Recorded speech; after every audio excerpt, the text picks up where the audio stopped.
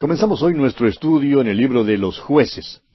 Este libro proviene del período de la monarquía, a juzgar por la frase que aparece 4 veces: en aquellos días no había rey en Israel, que encontramos en varios pasajes. Por ejemplo, en el capítulo 17, versículo 6, en el capítulo 18, versículo 1, en el capítulo 19, versículo 1, y también en el capítulo 21, versículo 25. Probablemente fue escrito por Samuel, aunque no se ha comprobado definitivamente cuál fue el escritor de este libro de los Jueces. El versículo clave en este libro es el versículo 25 del capítulo 21, que dice: en estos días no había rey en Israel, cada uno hacía lo que bien le parecía. El tema que tenemos en este libro de los Jueces es el tema de la apostasía y la admirable gracia de Dios en recobrar y restaurar. Ahora, en cuanto al propósito, el libro de los Jueces es una filosofía de la historia. Allá en Proverbios capítulo 14, versículo 34 leemos: la justicia engrandece a la nación, mas el pecado es afrenta de las naciones. Históricamente, este libro relata la historia de la nación de Israel desde la muerte de Josué hasta Samuel, último de los jueces y primero de los profetas. Llena el vacío entre Josué y el principio de la monarquía. No había un líder que tomara el lugar de Josué de la manera en que él había tomado el lugar de Moisés. Este fue el período de prueba de la teocracia después que entraron en la tierra prometida. Ahora, moralmente es el tiempo de la decadencia profunda de los israelitas al apartarse ellos del líder no visible y al descender hasta el nivel bajo de las palabras que ya mencionamos: en aquellos días no había rey en Israel, cada uno hacía lo que bien le parecía. Esta debiera haber sido una época de gran progreso, pero en cambio fue un tiempo oscuro de repetidos fracasos. El ciclo de la historia de Israel comienza con la nación sirviendo a Dios. Luego da ciertos pasos hacia abajo. Los israelitas hicieron lo malo ante los ojos de Jehová y sirvieron a los Baales, como dice en el capítulo 2, versículo 11. Abandonaron al Señor y luego, ¿qué sucedió? Sirvieron a Baal y a Astoret. El furor del Señor se encendió contra los israelitas. Los entregó en mano de sus enemigos. Israel entró entonces en un período de servidumbre. Pero muy pronto Israel imploró a su Dios, estando en su condición triste y en gran apuro. Volvieron a Dios y se arrepintieron. Dios oyó sus clamores y levantó a algunos de los jueces, quienes libertaron a Israel. Y de nuevo la nación sirvió a Dios. Pero pronto se repitió la misma historia. Los hijos de Israel hicieron lo malo, abandonaron a Dios, siguieron su propio camino, fueron vendidos a la esclavitud, entraron en un período de servidumbre, clamaron a Dios en su aprieto y volvieron a Él. Se levantaron jueces y los israelitas fueron libertados. La nación empezó a servir nuevamente a Dios y una vez más se encontraron en lo alto del ciclo. Pero ¿qué le parece? Allí va rodando el ciclo e Israel peca de nuevo. Amigo oyente, el ciclo de la historia simplemente da vuelta tras vuelta. Se puede seguir aquel ciclo por toda la Biblia y aún rueda hoy en día. La antigua perogrullada que declara que la historia se repite es muy cierta. El libro de Isaías principia con Dios dando esta filosofía de la historia. Isaías bosquejó los 3 pasos que conducen a la ruina o a la caída de las naciones, y son, primero, la apostasía religiosa; en segundo lugar, la decadencia moral; y en tercer término, la anarquía política, la cual es la etapa final de cualquier nación. Y a través de toda la historia, amigo oyente, estos pasos han causado la ruina de muchas naciones. Si usted desea saber cuán al día está el libro de los Jueces, escuche estas palabras del general Douglas MacArthur en cuanto a los Estados Unidos. Él dijo: en esta hora de tanta conmoción, cuando el deterioro moral del poder político extiende su corrupción creciente de costumbres, es esencial que se movilice toda fuerza espiritual para defender y preservar la base religiosa sobre la cual esta nación fue fundada. Porque es esa base la que ha sido el impulso para nuestro crecimiento moral y nacional. Y continúa el general MacArthur diciendo: la historia no registra precedente particular alguno en el cual las naciones sujetas a la decadencia moral no hayan pasado a una decadencia política y económica. O bien ha habido un despertamiento espiritual para superar nuevamente la caída moral, o bien un deterioro progresivo el cual conduce a un final desastre nacional. Hasta aquí las palabras del general MacArthur. Como usted ve, amigo oyente, el libro de los jueces está al día. La Biblia de Scofield, con referencias, da como tema el libro de los jueces, derrota y liberación. Y esto es muy apropiado.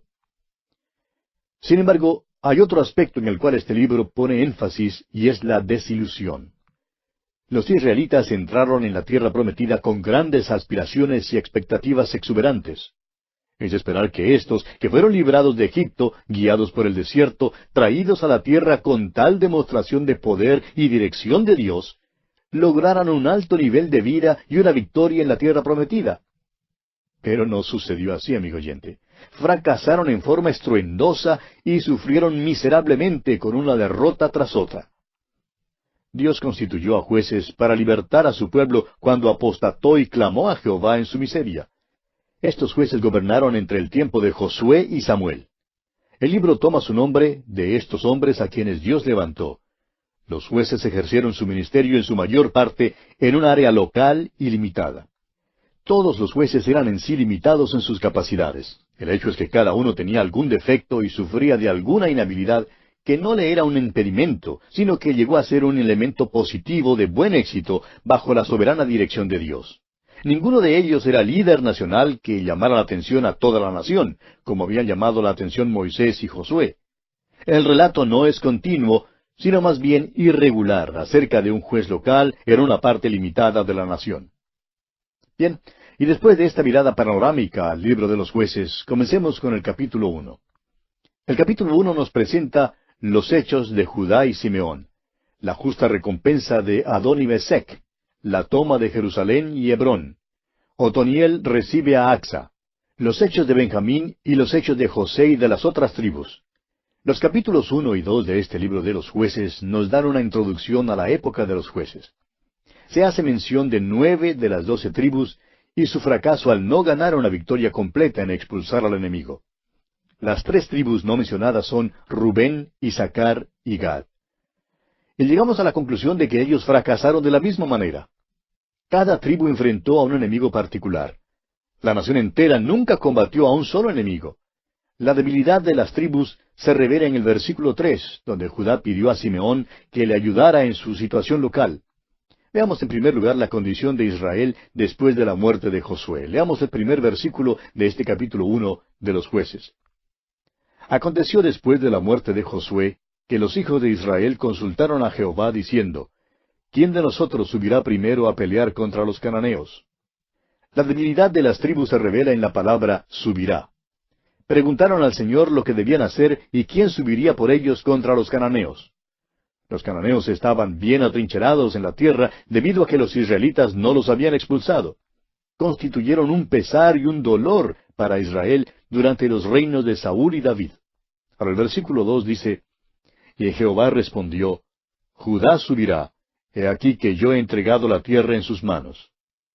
Los cananeos, en su mayor parte, estaban en la tierra que había sido adjudicada a Judá y a su hermano inseparable, Simeón. Ahora el versículo 3 dice, y Judá dijo a Simeón su hermano, sube conmigo al territorio que se me ha adjudicado, y peleemos contra el cananeo, y yo también iré contigo al tuyo. Y Simeón fue con él.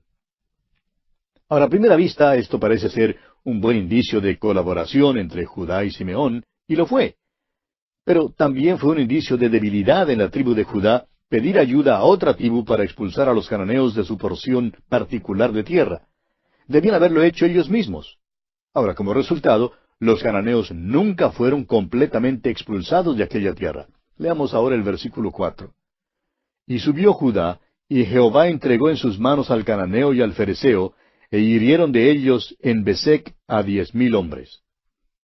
Y los versículos 5 al 7 nos hablan de la derrota del cananeo y el fereceo, y la captura de Adoni-Besec, y cómo Adoni-Besec reconoció que como él había hecho a 70 reyes, así le había pagado Dios a él. Ahora el versículo 8 dice, y combatieron los hijos de Judá a Jerusalén y la tomaron, y pasaron a sus habitantes a filo de espada, y pusieron fuego a la ciudad. Uno creería que después de este primer paso de victoria, los hombres de Judá tendrían la confianza de que Dios les entregaría su herencia a ellos. Pero notemos lo que dicen aquí los versículos 9 al 13 de este capítulo 1 de los Jueces. Después los hijos de Judá descendieron para pelear contra el cananeo que habitaba en las montañas, en el Negev y en los llanos.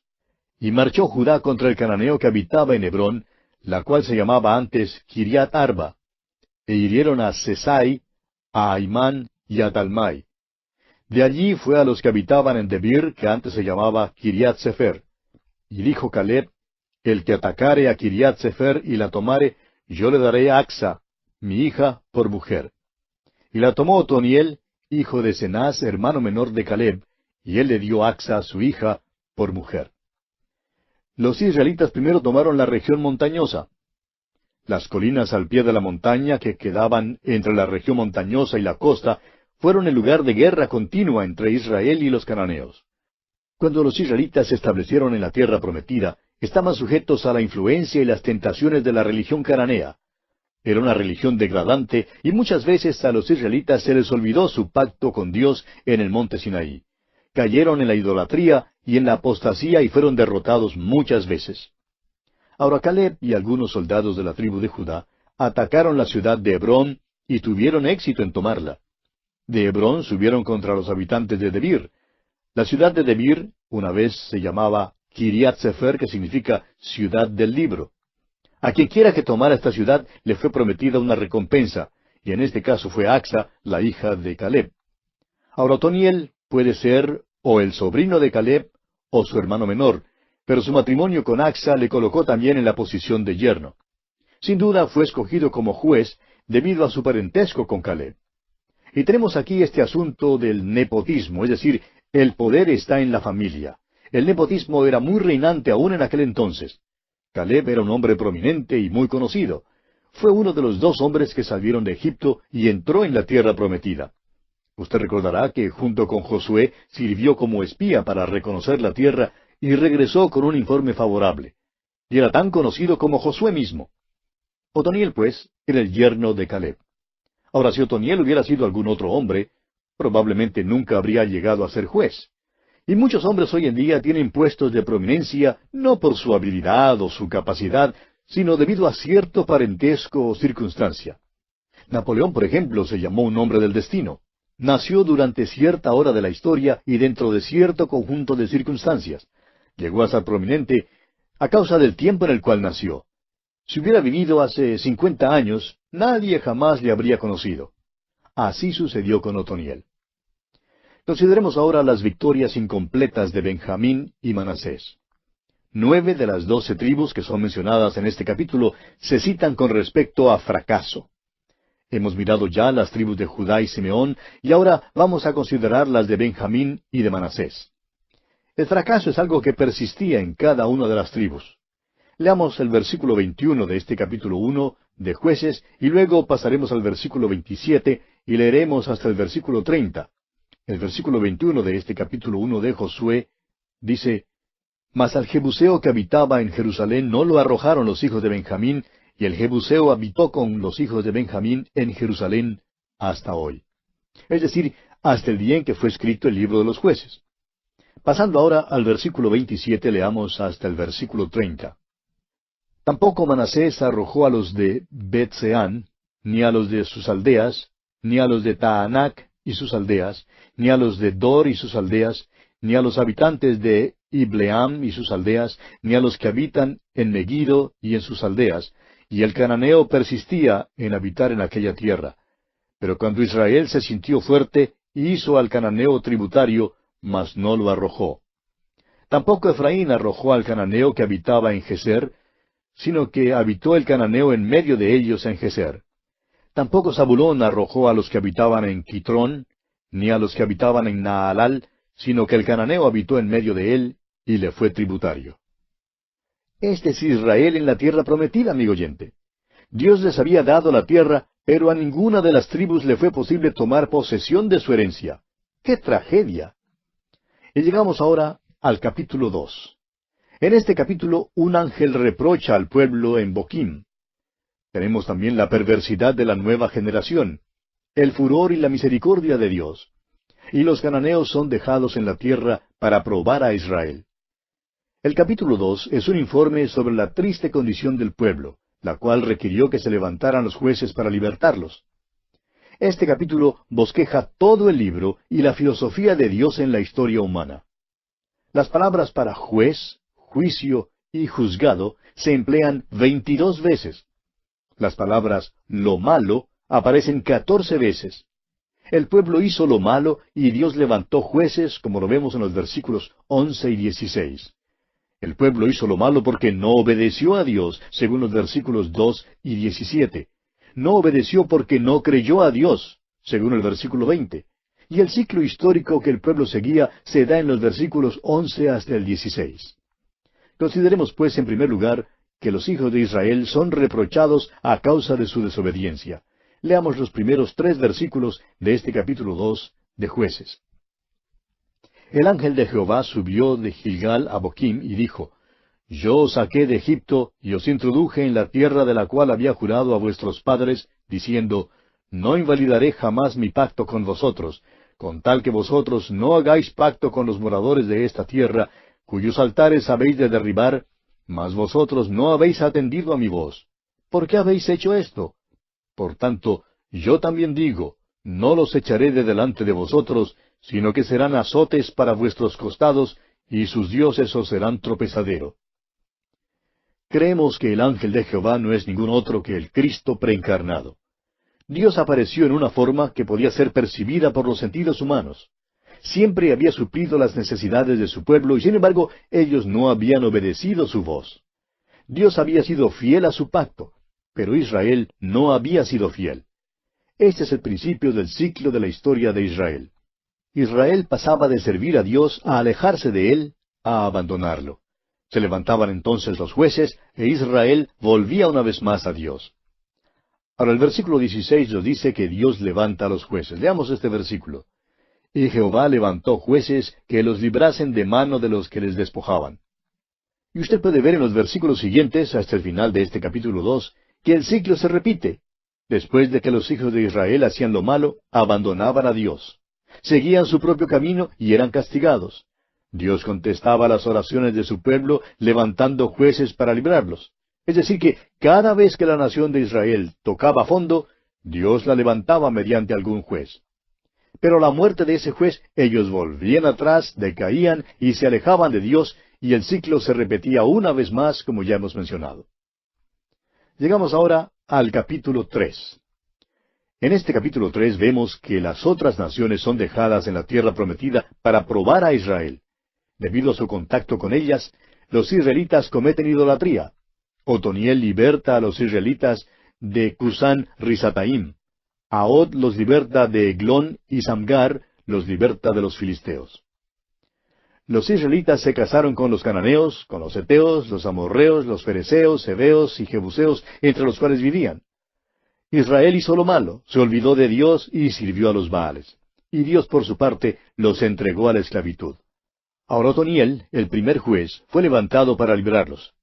Su única cualidad parece ser que era sobrino de Caleb y que se había casado con Axa, la hija de Caleb, lo cual, como mencionamos ya en el capítulo anterior, le colocaba también en la posición de yerno de Caleb. Ahod, el segundo juez, fue levantado para libertar a Israel de la esclavitud de Eglón, rey de Moab. Su cualidad fue que era zurdo, lo cual le permitió lograr la entrada a la presencia del rey, sin ser descubierta su daga escondida. Ahora Samgar fue el tercer juez, y era experto con una aguijada de bueyes, o sea, una vara larga con punta de hierro que los boyeros usan para estimular o aguijonear a los bueyes. Y Samgar la utilizó como instrumento de guerra contra los filisteos y libertó a Israel. Todos los jueces tenían algún defecto, alguna característica particular o impedimento que Dios usó. Y esto, amigo oyente, revela que Dios puede usar a cualquier hombre que esté dispuesto a ser usado por Él. Y aquí, amigo oyente, vamos a detenernos por esta ocasión porque nuestro tiempo ya ha concluido. Continuaremos, Dios mediante, la consideración de este capítulo 3 de Jueces en nuestro próximo programa. Continuando nuestro estudio en el libro de los Jueces, nos corresponde hoy el capítulo 3. Y en realidad en nuestro programa anterior llegamos hasta las puertas de este capítulo 3. Y hablamos de los 3 primeros jueces en Israel. Dijimos que Otoniel fue el primer juez. y que su única cualidad parecía ser que era sobrino de Caleb, y que se había casado con Axa, la hija de Caleb, lo cual le había colocado también en la posición de yerno de Caleb. Luego mencionamos a Ahod, el segundo juez, quien libertó a Israel de la esclavitud de Eglón, rey de Moab. Su cualidad fue la de ser zurdo, lo cual le permitió lograr la entrada a la presencia del rey de Eglón sin ser descubierta su daga escondida. Finalmente mencionamos a Samgar, el tercer juez, quien era experto con la aguijada de bueyes, o sea, una vara larga con punta de hierro que los boyeros usan para estimular o aguijonear a los bueyes. Y dijimos que Samgar la usó como instrumento de guerra contra los filisteos y libertó a Israel. Ahora dijimos que todos los jueces tenían algún defecto, alguna característica particular o impedimento que Dios usó. Y esto revela que Dios puede usar a cualquier hombre que esté dispuesto a ser usado por Él. Vamos a leer los primeros 3 versículos de este capítulo 3 de Jueces. Estas pues son las naciones que dejó Jehová para probar con ellas a Israel, a todos aquellos que no habían conocido todas las guerras de Canaán. Solamente para que el linaje de los hijos de Israel conociese la guerra, para que la enseñasen a los que antes no la habían conocido. Los 5 príncipes de los filisteos, todos los cananeos, los sidonios y los heveos que habitaban en el monte Líbano, desde el monte de Baal Hermón hasta llegar a Amat. Tenemos aquí que los israelitas se habían casado con los cananeos, con los heteos, los amorreos, los fereceos, heveos, jebuseos y hasta con los ateos. Se casaron con personas de todas las tribus de esta tierra, aunque Dios les había prohibido que se casaran con ellas. Ahora, los 5 príncipes de los filisteos y las otras tribus que son mencionadas aquí en este pasaje eran enemigos de los israelitas. Al continuar nuestro estudio por el Antiguo Testamento, estos enemigos aparecerán repetidas veces, y ciertamente fueron una aflicción para la nación de Israel. Pasemos ahora al versículo 5 y leamos hasta el versículo 7 de este capítulo 3 de Jueces. Así los hijos de Israel habitaban entre los cananeos, heteos, amorreos, fereceos, heveos y jebuseos. Y tomaron de sus hijas por mujeres, y dieron sus hijas a los hijos de ellos, y sirvieron a sus dioses. Hicieron pues los hijos de Israel lo malo ante los ojos de Jehová, y olvidaron a Jehová su Dios, y sirvieron a los Baales y a las imágenes de acera. En lugar de expulsar a los cananeos de la tierra, fíjese usted que Israel la compartió con ellos. En lugar de mantener sus propias creencias y su adoración al Dios verdadero, se casaron con los cananeos y adoptaron ellos sus creencias religiosas. Es decir, que los hijos de Israel cayeron en un período de apostasía. Veamos ahora lo que nos dice el versículo 8 de este capítulo 3 de Jueces. Y la ira de Jehová se encendió contra Israel, y los vendió en manos de Cusán Risataim, rey de Mesopotamia, y sirvieron los hijos de Israel a Cusán Risataim 8 años. La idolatría de Israel trajo el castigo como resultado. Dios los vendió a la esclavitud por 8 años. Y fueron oprimidos hasta el punto que tuvieron que clamar al Señor por ayuda. Note usted lo que dice aquí el versículo 9 de este capítulo 3 de Jueces. Entonces clamaron los hijos de Israel a Jehová, y Jehová levantó un libertador a los hijos de Israel, y los libró, esto es, a Otoniel, hijo de Cenaz, hermano menor de Caleb. Si no fuera porque Otoniel era sobrino de Caleb, y se había casado con la hija de Caleb, él probablemente nunca habría sido conocido. Sin duda fue bien conocido a causa de la popularidad de Caleb. Cuando los hijos de Israel clamaron al Señor por liberación, Dios levantó a Otoniel para servir de primer juez. Continuemos leyendo los versículos 10 y 11 de este capítulo 3 de Jueces. Y el Espíritu de Jehová vino sobre él, y juzgó a Israel, y salió a batalla, y Jehová entregó en su mano a Cusán Risataim, rey de Siria, y prevaleció su mano contra Cusán Risataim. Y reposó la tierra 40 años, y murió Otoniel, hijo de Cenaz. Otoniel fue el primer juez y uno de los mejores jueces. No hay ninguna crítica lanzada en su contra. Salvó a su pueblo de la opresión de Cusán Risataim. Lo único es que no era capaz en sí mismo. No se constituyó en líder de Israel por su habilidad sobresaliente, sino debido a que era sobrino de Caleb y además se había casado con su hija, es decir, con Axa, la hija de Caleb. Sin embargo, Dios lo usó. Y es asombroso, amigo oyente, ver el tipo de hombre que Dios usa. Tal vez esa es la razón por la cual Él nos usa a usted y a mí. Este libro de los jueces debe animarnos, amigo oyente. Ahora, todos los jueces son hombres insignificantes. No hay ningún hombre importante entre ellos. Estos hombres fueron usados por Dios a causa de que eran, bueno, tenemos que decirlo, eran tipos extraños. Su misma peculiaridad hizo posible que Dios les usara. Ahora, Otoniel era hijo de Cenaz, quien era hermano de Caleb. Se nos dice que libertó a los israelitas de la opresión y murió. En muy pocos versículos tenemos relatada la vida y la muerte de este hombre. El Espíritu del Señor vino sobre él. No fue cosa de algún encanto ni de algo espectacular relacionado con su vida. Y la mayoría de las biografías son así como esta.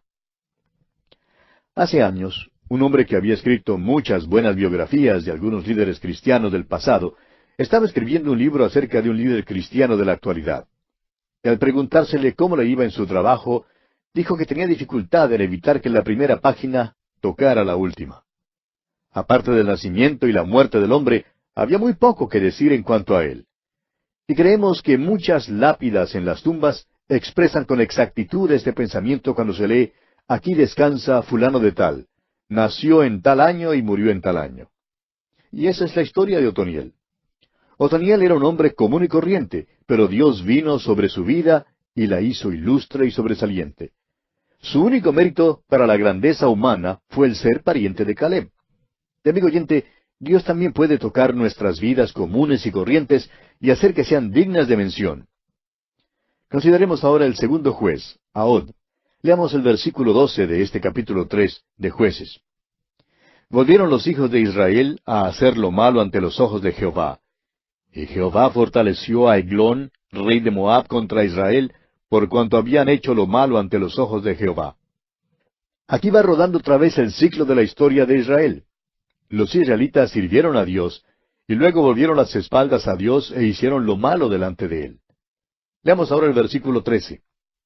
Este juntó consigo a los hijos de Amón y de Amalec, y vino e hirió a Israel, y tomó la ciudad de las palmeras.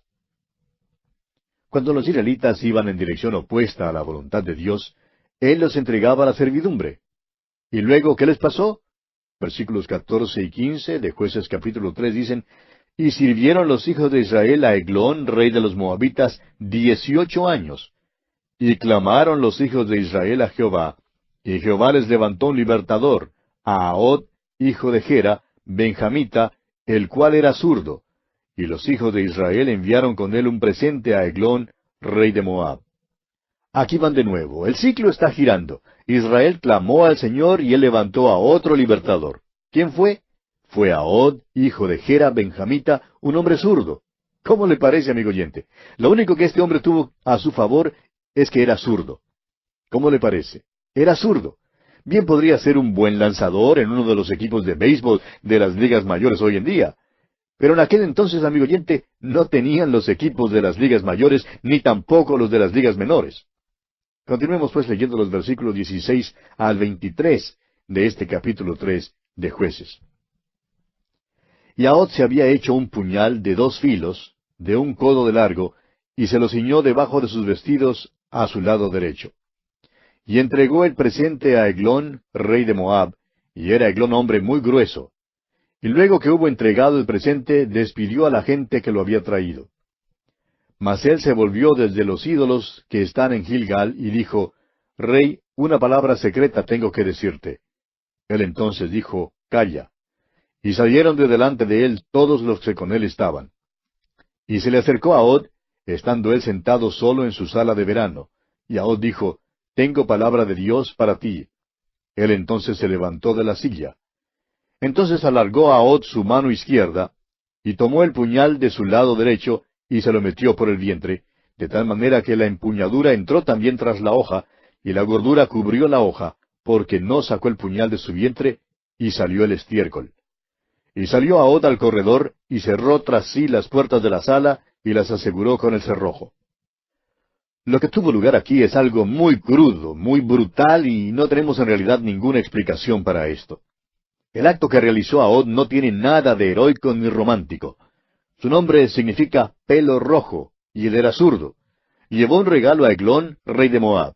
Hizo una daga de 2 filos y la escondió debajo de sus vestidos a su lado derecho. Ahora tenga en cuenta eso.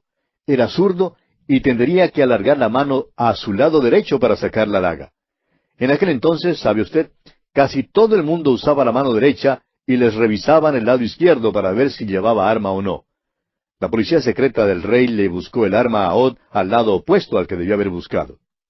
Ahora Eglón, dice aquí, era un rey grande y gordo. Después de que a Od le había dado un regalo, aparentó tener un secreto que revelarle. El rey entonces hizo salir de la sala a todos, menos a Od. Creía que iba a escuchar un mensaje muy secreto. Pero en lugar de eso, una cosa sanguinaria estaba por ocurrir. En el momento oportuno, Ahod sacó su daga y se la hundió al rey. Entonces Ahod trancó las puertas y salió. La realidad es que Ahod no fue cobarde. Requirió valor hacer lo que él hizo. Habría sido difícil para un hombre que estaba acostumbrado a usar la mano derecha lograr entrada con una daga a la presencia del rey. Ahora leamos los versículos 24 y 25 de este capítulo 3 de Jueces. Cuando él hubo salido, vinieron los siervos del rey, los cuales, viendo las puertas de la sala cerradas, dijeron, sin duda él cubre sus pies en la sala de verano. Y habiendo esperado hasta estar confusos, porque él no abría las puertas de la sala, tomaron la llave y abrieron, y he aquí su señor caído en tierra, muerto. Los siervos de Eglón, rey de Moab, esperaban afuera. Vieron que las puertas de la sala estaban trancadas y creían que el rey estaba dormido, y no querían molestarlo. Pero esperaron tanto tiempo que ya les dio hasta vergüenza. Seguían creyendo que se iba a despertar, pero ¿qué pasó? Por fin decidieron abrir las puertas con una llave y encontraron entonces muerto al rey Eglón. Ahora el versículo 26 dice, mas entre tanto que ellos se detuvieron, Ahod escapó y pasando los ídolos, se puso a salvo en Seirat. Todo ese tiempo que los siervos estaban esperando a que el rey se despertara, le dio a Ahod una buena oportunidad de escapar. Salió de la tierra de Moab y se fue a otro lugar llamado Seirat, donde ya no lo podían encontrar. Continuemos ahora con los versículos 27 hasta el 30. Y cuando había entrado, tocó el cuerno en el monte de Efraín, y los hijos de Israel descendieron con él del monte, y él iba delante de ellos. Entonces él les dijo, seguidme, porque Jehová ha entregado a vuestros enemigos los moabitas en vuestras manos. Y descendieron en pos de él, y tomaron los vados del Jordán a Moab, y no dejaron pasar a ninguno. Y en aquel tiempo mataron de los moabitas como 10,000 hombres, todos valientes y todos hombres de guerra, no escapó ninguno. Así fue subyugado Moab aquel día bajo la mano de Israel, y reposó la tierra 80 años. Ahod era uno de los jueces que Dios había levantado para guiar a Israel. Tenía muy poca habilidad. En efecto, no encontramos que haya hecho alguna cosa excepto matar a Eglón. Simplemente sucedió que era zurdo y se le presentó una oportunidad maravillosa para acabar con un hombre que hacía que entrara toda clase de tragedia en la vida de los israelitas. Ahod fue el instrumento que Dios usó para libertar a Israel. Su acto de matar a Eglón logró su fin. Dios, amigo oyente, muchas veces usa este método para cortar un cáncer de pecado con el objeto de poder salvar el cuerpo del pueblo. Miles de vidas fueron salvadas por lo que hizo Ahod. Ahora muchos dirán, bueno, nuestra civilización no permitiría que sucediera algo así como esto. Sin embargo, amigo oyente, no estamos seguros de poder decir esto porque recuerde usted la caída de la bomba atómica sobre el Japón, la cual mató a millares de hombres, mujeres y niños. ¿Y qué de las guerras que hay en la actualidad? La guerra es cosa terrible, amigo oyente. La muerte de Eglón libertó a Israel y salvó las vidas de multitudes de personas. Y el logro supremo fue el hecho de que el único talento que tenía Ahod era el ser zurdo. ¿No le parece extraño eso? Dios hoy en día usa a los hombres de pocos talentos. En los Estados Unidos, por ejemplo, hay muchos almacenes que llevan el nombre de un señor J. C. Penney. Ahora, J. C. Penney fue hijo de un predicador. Cuando murió su padre, la iglesia no proveyó ninguna pensión para su familia y por tanto este muchacho J. C. Penney tuvo que salir y ponerse a buscar ropa para que su madre lavara. Este joven solía decir, algún día cuando llegue a ser hombre, voy a ganar un buen sueldo y cuidaré de mi madre y de los pobres predicadores y sus viudas. Pues bien, hoy en día hay un lugar allá en el estado de Florida que se llama Penney, donde solamente los predicadores jubilados y las viudas de predicadores pueden vivir. O sea que J. C. Penney llevó a cabo su propósito. También el doctor G. Campbell Morgan, famoso predicador y escritor de muchos libros de estudio, cuando él predicó su primer sermón en una iglesia, el comité de púlpito se reunió y le rechazó como su pastor. Le dijeron que no creían que jamás podría llegar a ser predicador. Bueno, ahora sabemos cómo Dios lo usó, como gran predicador y escritor de libros que han servido de mucha ayuda al pueblo de Dios. Sí, amigo oyente, Dios usa a los hombres de poco talento que estén dispuestos a dejarse usar por Él. Y así concluimos nuestro estudio de este capítulo 3 de Jueces. Llegamos ahora al capítulo 4. En este capítulo, Débora y Barak libertan a Israel de Jabín y de Sísara, y Jael mata a Sísara. Leamos los primeros 3 versículos de este capítulo 4 de Jueces. Después de la muerte de Ahod, los hijos de Israel volvieron a hacer lo malo ante los ojos de Jehová. Y Jehová los vendió en mano de Jabín, rey de Canaán, el cual reinó en Azor, y el capitán de su ejército se llamaba Sísara, el cual habitaba en Aroset Goim. Entonces los hijos de Israel clamaron a Jehová, porque aquél tenía 900 carros cerrados, y había oprimido con crueldad a los hijos de Israel por 20 años. Después de la muerte de Ahod, Israel una vez más cayó en la idolatría y un nuevo período de opresión comenzó. El Señor vendió a Israel en mano de Jabín, rey de Canaán. Sísara, capitán del ejército de Jabín, tenía 900 carros de hierro. Ahora estos carros infundieron temor entre los israelitas que todavía no habían entrado en la edad de hierro. Y por 20 años Jabín oprimió a Israel. Ahora los versículos 4 y 5 de este capítulo 4 de Jueces dicen: Gobernaba en aquel tiempo a Israel una mujer, Débora, profetisa, mujer de Lapidot. Y acostumbraba a sentarse bajo la palmera de Débora, entre Ramá y Betel, en el monte de Efraín, y los hijos de Israel subían a ella a juicio. Se describe aquí a Débora como profetisa y juez. También se nos dice que fue esposa de Lapidot. Pero nos gusta cambiar eso para decir que Lapidot es el esposo de Débora. Ella sí era una mujer extraordinaria. Durante un tiempo de opresión y desesperación, ella movió a Israel a luchar. Y vamos a tener que detenernos aquí, amigo oyente, porque se nos ha agotado el tiempo por hoy. Continuaremos nuestro estudio de este muy interesante capítulo 4 de Jueces en nuestro próximo programa. Continuamos estudiando hoy el capítulo 4 de Jueces que comenzamos en nuestro programa anterior. Y hablábamos en nuestro programa pasado de Débora, una mujer que se menciona aquí en el capítulo 4, versículo 4, como profetisa y juez. Y decíamos que Débora sin duda era una mujer extraordinaria. Durante un tiempo de opresión y desesperación, ella movió a Israel a luchar. Leamos ahora los versículos 6 al 9 de este capítulo 4 de Jueces. Y ella envió a llamar a Barak, hijo de Abinoam, de Ceres de Neftalí, y le dijo: ¿No te ha mandado Jehová, Dios de Israel, diciendo: Ve, junta a tu gente en el monte de Tabor, y toma contigo 10,000 hombres de la tribu de Neftalí y de la tribu de Zabulón? Y yo atraeré hacia ti al arroyo de Sisón a Sísara, capitán del ejército de Jabín, con sus carros y su ejército, y lo entregaré en tus manos. Barak le respondió: Si tú fueres conmigo, yo iré, pero si no fueres conmigo, no iré.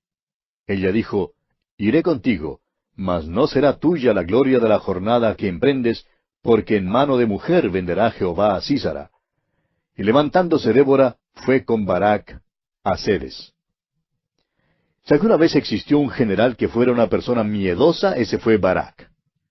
Él debería haber estado luchando, pero dijo que no subiría a la batalla a menos que Débora fuese con él. Si esta profetisa iba con él, él creía que tendría éxito en la batalla. No es extraño, pues, que Dios tuviera que usar a una mujer en aquel entonces. Débora prometió ir con Barak, pero le dijo que una mujer sería la heroína de la batalla. Consideremos ahora la muerte y la derrota de Sísara. Débora era una mujer directa, como veremos, quien quería lograr la liberación de su pueblo. Barak reunió a su ejército y se alistaron para ir contra el enemigo, y Dios les da la victoria. Pasemos ahora al versículo 16 de este capítulo 4 de Jueces y leamos hasta el versículo 21.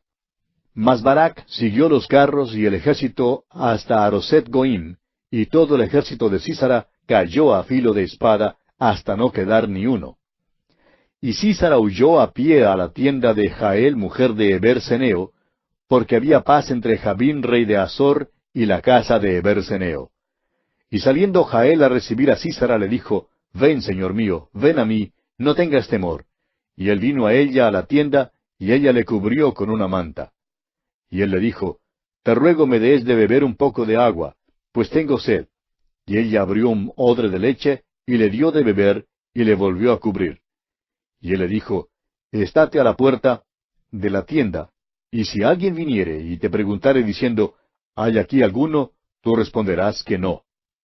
Pero Jael, mujer de Eber, tomó una estaca de la tienda, y poniendo un mazo en su mano, se le acercó calladamente y le metió la estaca por las sienes, y la clavó en la tierra, pues él estaba cargado de sueño y cansado, y así murió.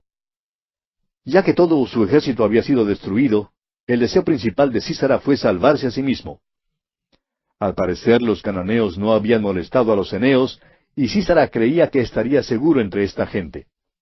Fue pues a la casa de Eber, y la esposa de este hombre, Jael, le ofreció la hospitalidad al soldado fatigado. Su bondad le hizo creer que él podía confiar en ella.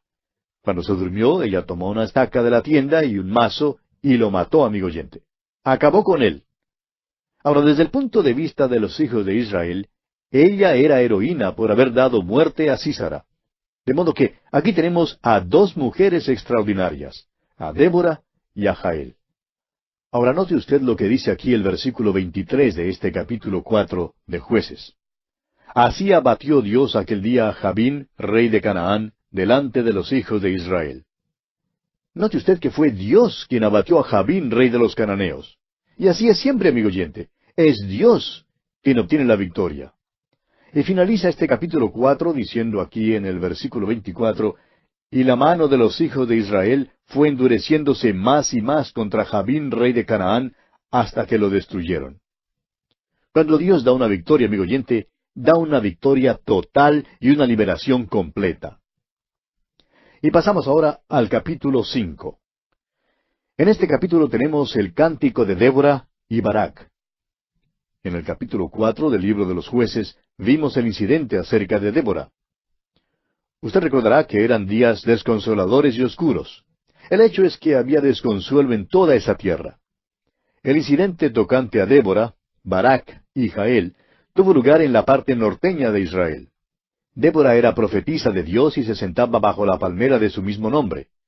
Fue levantada por Dios para juzgar a Israel y para hacer que el general Barak se ocupara en hacer su trabajo. Su tarea fue subir contra el enemigo a fin de que Israel fuera liberado de la esclavitud. Ahora Barak estuvo de acuerdo en ir a la batalla si Débora iba con él. Ella fue a la batalla con él y Dios les dio una maravillosa victoria. El hecho es que exterminaron al enemigo, menos a Sísara, el general. Ahora Sísara tomó refugio en la tienda de Jael, una gentil. Ella lo hospedó de lo mejor y luego tomó una estaca de la tienda y lo mató. Aquel hecho realmente logró una gran liberación para Israel. Y por tanto, Débora y Barak cantaron este cántico de victoria que encontramos aquí en el capítulo 5. Leamos entonces los primeros 5 versículos de este capítulo 5 de Jueces. Aquel día cantó Débora con Barak, hijo de Abinoam, diciendo, Por haberse puesto al frente los caudillos en Israel, por haberse ofrecido voluntariamente el pueblo, load a Jehová. Oíd, reyes, escuchad, oh príncipes, yo cantaré a Jehová, cantaré salmos a Jehová, el Dios de Israel. Cuando saliste de Seir, oh Jehová, cuando te marchaste de los campos de Edom, la tierra tembló y los cielos destilaron y las nubes gotearon aguas. Los montes temblaron delante de Jehová, aquel Sinaí delante de Jehová, Dios de Israel. Su cántico es muy poético, eso es seguro. Débora confiesa que ella es madre en Israel y que no buscaba esta tarea de ningún modo. El hecho de que ella se encargara de la dirección no la desprestigia. Ella fue elegida por Dios. La historia da muchos ejemplos así como este, de mujeres que asumieron la dirección en un tiempo crítico. Débora fue una juez sobresaliente. Sobrepasó a Otoniel en cuanto a habilidad. Sin embargo, es una evidencia de decadencia cuando las mujeres toman el puesto de autoridad. Es un indicio de debilidad y de una edad floja. Ya hemos visto que el general Barak era cobarde, era miedoso. Quería quedarse detrás de las líneas militares. El hecho es que quería quedarse en casa para no salir a la guerra. Y Débora tuvo que prometer ir con él antes de que él estuviera dispuesto a ir y a luchar contra el enemigo. Hace muchos años el doctor Harry Ironside contaba acerca de una mujer que predicaba en una plaza en una de las grandes ciudades norteamericanas. Él y uno de sus hermanos la oyeron predicando al pasar por la plaza, y el hermano le dijo, «¡Qué vergüenza que una mujer se pare predicando así como ella! Yo lo deploro. Ella no debería estar haciendo eso». El doctor Ironside le contestó, «Estoy de acuerdo contigo de que es una vergüenza, pero no que una mujer predique, sino que no haya un hombre que se pare en su lugar». A pesar de lo que usted cree, amigo oyente, especialmente en esta época de los derechos femeninos, nuestros países están pagando un precio tremendo por dejar que las mujeres abandonen sus hogares y entren en nuestros sistemas de defensa, de industria, etc. Ha resultado bastante inmoralidad por el abandono que las mujeres han hecho de sus hogares. Ha habido una epidemia de mujeres que han dado muerte a sus esposos, han abandonado a sus niños y se han suicidado. Hasta han llegado a ser traficantes de narcóticos. Ahora hay diferentes cosas que constituyen una amenaza para nuestros países. Una es la inflación. Otro peligro es la ideología materialista que proclama el ateísmo. Y deseamos añadir otro peligro más, y es la mujer que abandona su puesto en el hogar. Ahora, en realidad, Débora no quería ir a la batalla con Barak. Jabín era rey de los cananeos y Dios había entregado a los israelitas en manos de ellos. Cuando llegó la hora de liberación, Barak, quien estaba al frente del ejército de Israel, tampoco quería ir a la batalla. Sin embargo, Dios les prometió victoria, y Débora y Barak salieron a la batalla. La victoria se ganó, pero fue una victoria ignominiosa para Barak. Después de la batalla, Débora y Barak entonaron un cántico que fue uno de los primeros cánticos de la raza humana. Ahora leamos los versículos 6 y 7 de este capítulo 5 de los Jueces. En los días de Samgar, hijo de Anat, en los días de Jael quedaron abandonados los caminos, y los que andaban por las sendas se apartaban por senderos torcidos.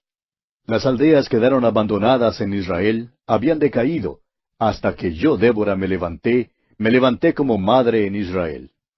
Note usted que este cántico hace mención de Samgar. Usted recordará que él fue juez y que hizo uso de una aguijada de bueyes, que como dijimos, es una vara larga con punta de hierro para estimular o aguijonear a los bueyes. Y este fue el instrumento que Samgar usó para liberar a Israel. Pues bien, Samgar juzgó a Israel durante un tiempo de libertinaje e inmoralidad crasa. Había corrupción en el gobierno y a la gente no le era posible caminar por las carreteras sin peligro. Las carreteras estaban desoladas. Los viajantes andaban por los caminos secundarios, los hombres no podían caminar por las vías principales. Y hoy en día, amigo oyente, está siendo cada vez más peligroso viajar. Las mujeres no se atreven a caminar solas por las calles. Débora sabía del peligro porque la desobediencia también existía en aquel entonces. También se hace mención en este canto del hecho de que no había ningún dirigente. Los gobernantes habían dejado de gobernar. Había una falta definida de dirección. No había ningún gran hombre que sirviera de líder. Ahora Débora era madre. Note usted que ella dice, me levanté como madre en Israel. Tenía el corazón de una madre. Francamente, ella no quería asumir la dirección, pero no hubo ningún hombre que la tomara a su cargo. Cuán trágica era esta situación, amigo oyente. Ella quería que sus niños tuvieran algo mejor que hierba y marihuana y la música moderna. Y debido a este deseo, ella llegó a ser juez en Israel. Salió y asumió la dirección en un tiempo cuando su nación había negado a Dios. Leamos ahora el versículo 8 de este capítulo 5 de Jueces. Cuando escogían nuevos dioses, la guerra estaba a las puertas. ¿Se veía escudo o lanza entre 40,000 en Israel? Israel negó a Dios así como nosotros lo negamos hoy en día, amigo oyente. Solamente que en lugar de negarlo y llegar a ser ateos, ellos se volvían politeístas. Comenzaban a adorar a ídolos y a todo. Piense usted en los muchos que hoy en día viven sin Dios. Y Débora no quería que sus niños crecieran así como los demás, y es por eso que asumió la dirección. Usted quizá recuerda la expectativa que había por todas partes después de la Segunda Guerra Mundial. Todos creían que por fin iban a conocer la paz. Muchos creyeron que vivirían en paz y en el pecado y que en todo les iría bien. Pero se les olvidó las palabras del Salmo 85:10 que dicen, la misericordia y la verdad se encontraron, la justicia y la paz se besaron. Y amigo oyente, la paz y la justicia ni siquiera se hablan hoy en día. No creemos que ni se conozcan. Después de la Segunda Guerra Mundial, la gente esperaba vivir cómodamente en paz y en pecado. Es interesante que Dios no nos permitió hacer esto. Dios tampoco permitió vivir así de aquella manera a Israel. Ahora también es interesante notar que a Israel le faltaba una defensa. No tenía nada con qué enfrentar al enemigo. Dice el versículo 8 que cuando escogían nuevos dioses, la guerra estaba a las puertas. Y pregunta, ¿se veía escudo o lanza entre 40,000 en Israel? Israel no tenía ninguna protección. Leamos ahora los versículos 9 hasta el 11 de este capítulo 5 de Jueces. Mi corazón es para vosotros, jefes de Israel, para los que voluntariamente os ofrecisteis entre el pueblo, load a Jehová. Vosotros los que cabalgáis en asnas blancas, los que presidís en juicio, y vosotros los que viajáis, hablad. Lejos del ruido de los arqueros en los abrevaderos, allí repetirán los triunfos de Jehová, los triunfos de sus aldeas en Israel. Entonces marchará hacia las puertas el pueblo de Jehová. Todas las condiciones no eran malas. Todavía había algunos gobernadores piadosos. Y Débora quería que supieran que ella les daba su apoyo. Fue a los impíos a quienes ella rechazó. Ahora las puertas era el lugar de reunión.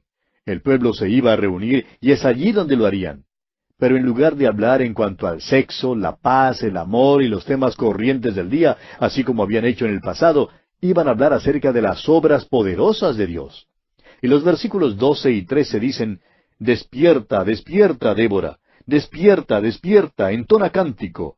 Levántate, Barak, y lleva tus cautivos, hijo de Abinoam. Entonces marchó el resto de los nobles. El pueblo de Jehová marchó por él en contra de los poderosos. Después de la victoria de Israel sobre el enemigo, Débora una vez más aconseja a Barak que él se encargue de la situación.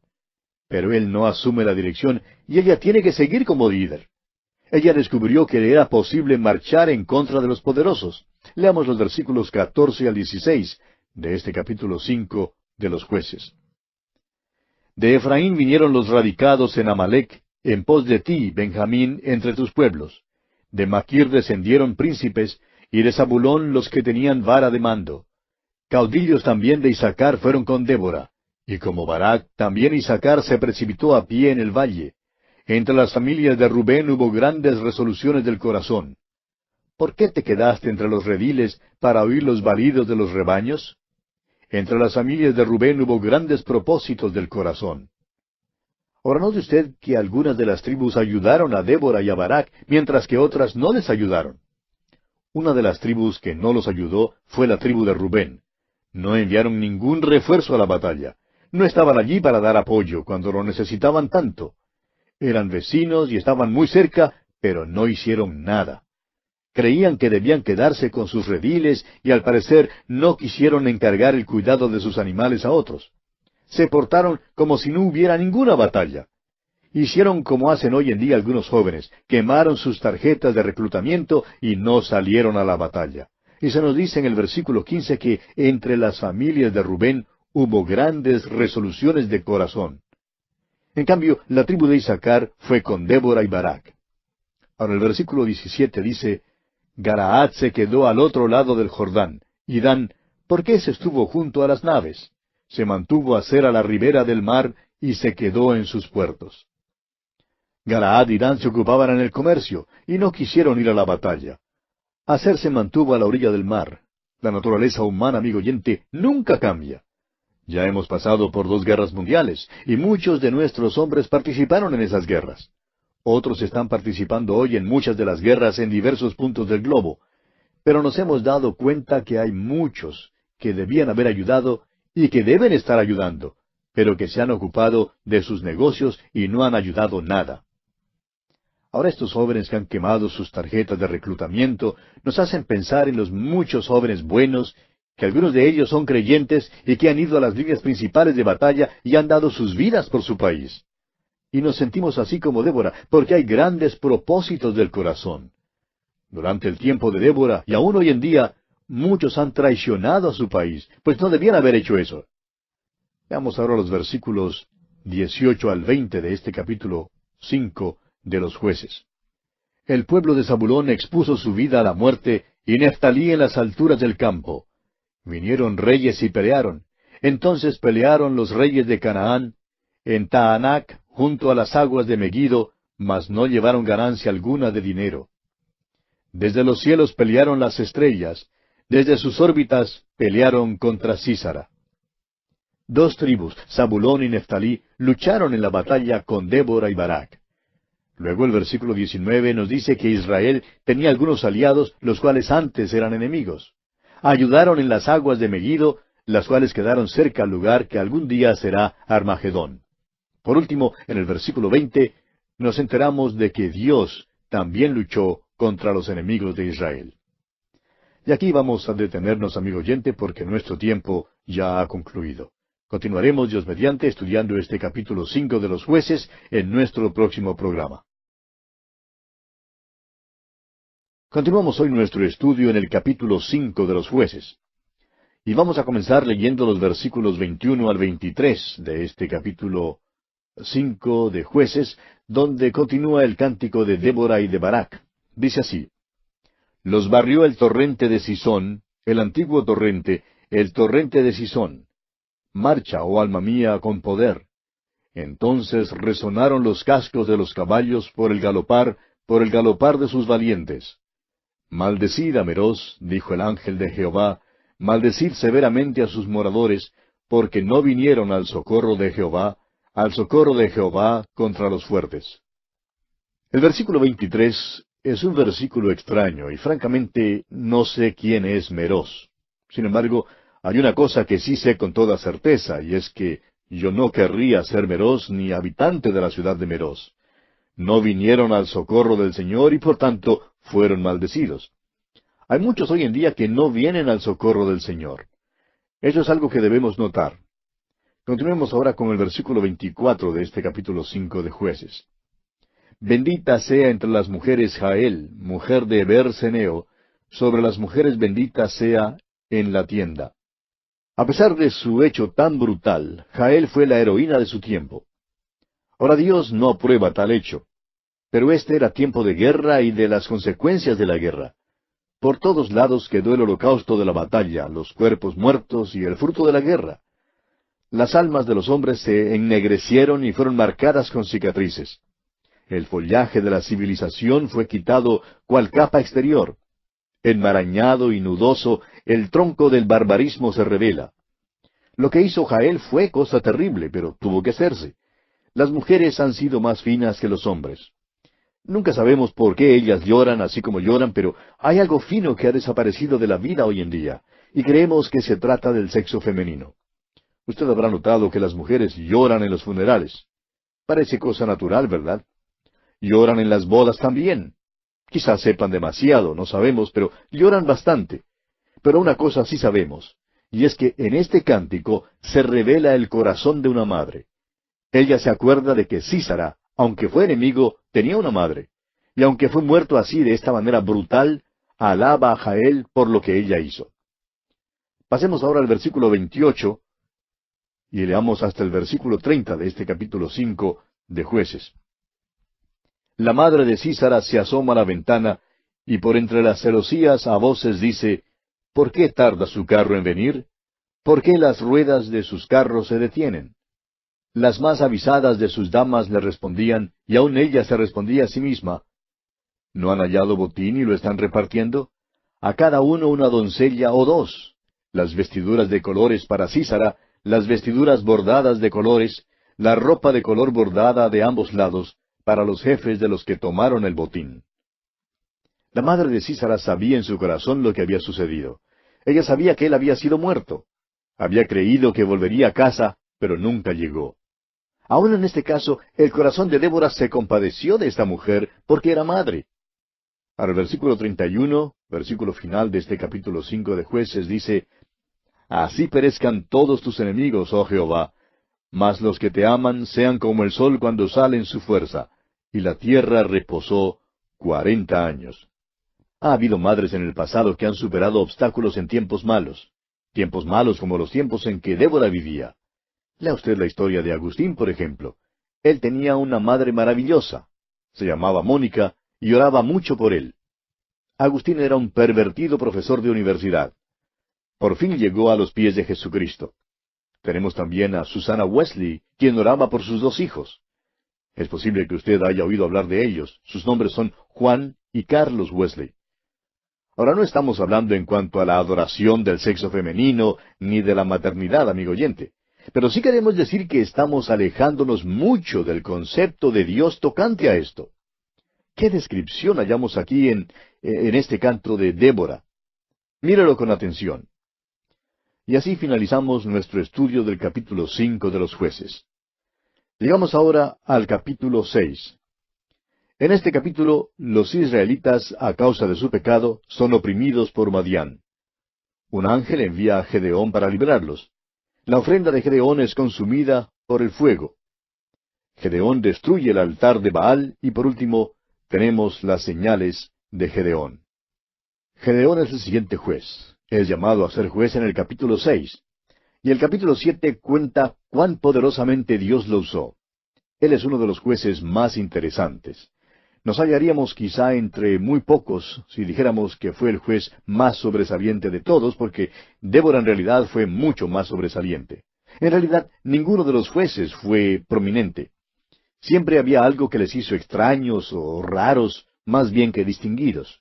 Sin embargo, todos los jueces tenían una cosa en común, y es que eran hombres insignificantes, los cuales se caracterizaban por su mediocridad.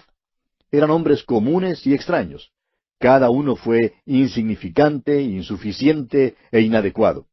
Cada uno de ellos tenía algún desliz en su vida. Cada uno de ellos tenía alguna falla notoria, y a veces esa falla fue el mismo motivo por el cual Dios los seleccionó y los usó. Permítanos ahora darle algunas de las circunstancias que acompañan a este incidente, con algunos hechos que creemos muy pertinentes. Por muchos años los críticos descontaron la narración de los jueces. Dijeron que debido a que no hallaron en la historia secular estos eventos, realmente no habían ocurrido y que no había ninguna situación en el pasado a la cual correspondían.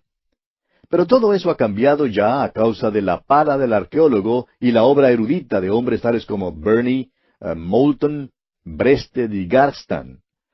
Estos eruditos conservadores y sobresalientes nos han dado las circunstancias que sirven de fondo para el libro de los jueces. Ahora sabemos que en este tiempo particular de la historia, Egipto era poco fuerte. Había sido un poder mundial, pero ahora era débil porque en este período los faraones que estaban en el poder eran hombres débiles. También había problemas y dificultades interiores, y a consecuencia de esto, esta nación perdió su dominio sobre sus colonias, y la colonia principal era Palestina, pues Israel estaba bajo el mando de Egipto. Las tribus nómadas al oriente y al sur del Mar Muerto empezaron a pasar los límites del territorio ajeno. Hicieron esto debido a la sequía en su tierra.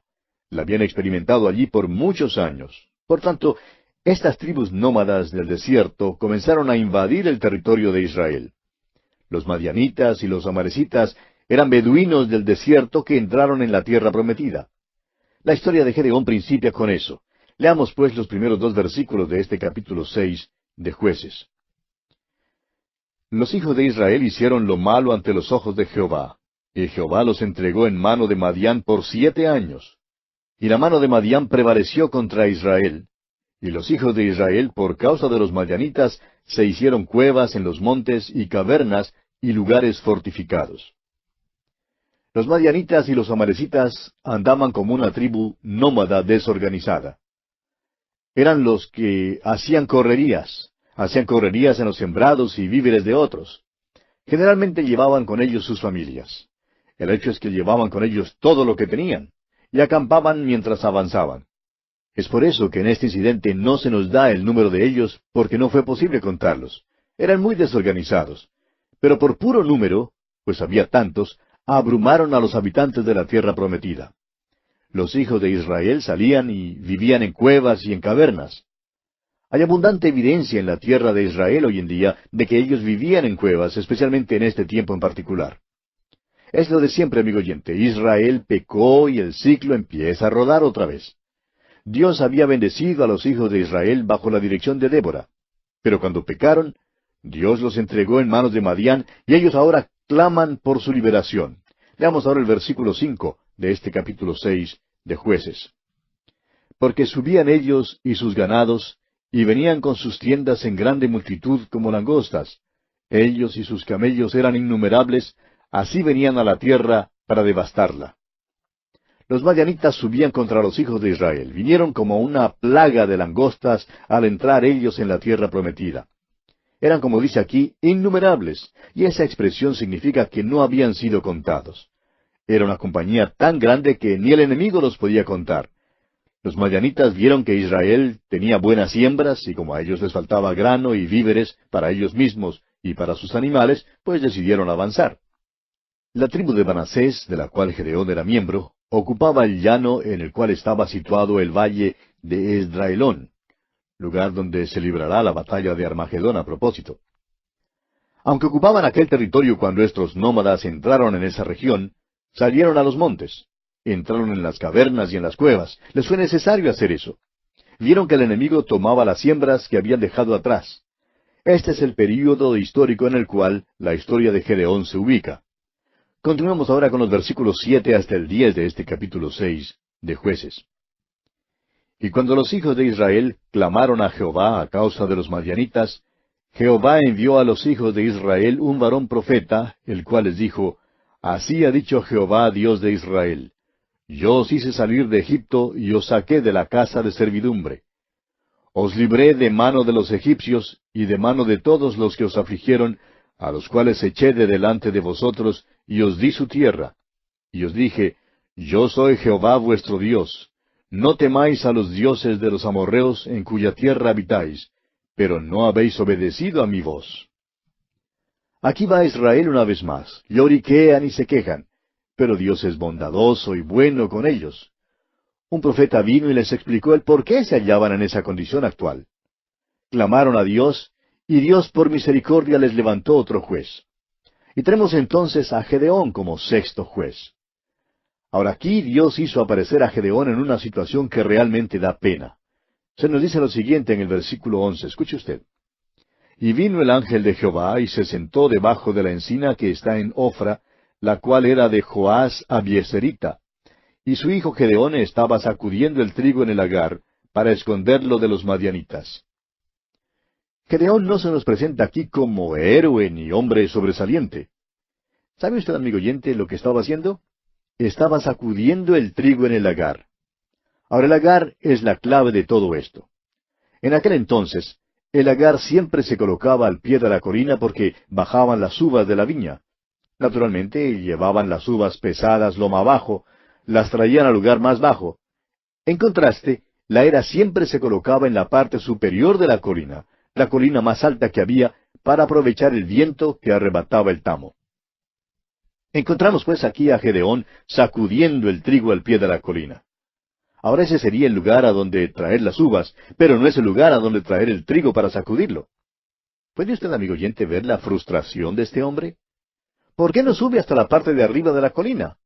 Bueno, tiene miedo a los madianitas. No quiere que le vean sacudiendo el trigo. Y bien podemos imaginarnos su frustración. El aire no llega allá abajo y es cierto que allí no va a soplar ningún viento. Por tanto, echa al aire el trigo y ¿qué pasa? ¿Es acaso llevado por el viento el tamo?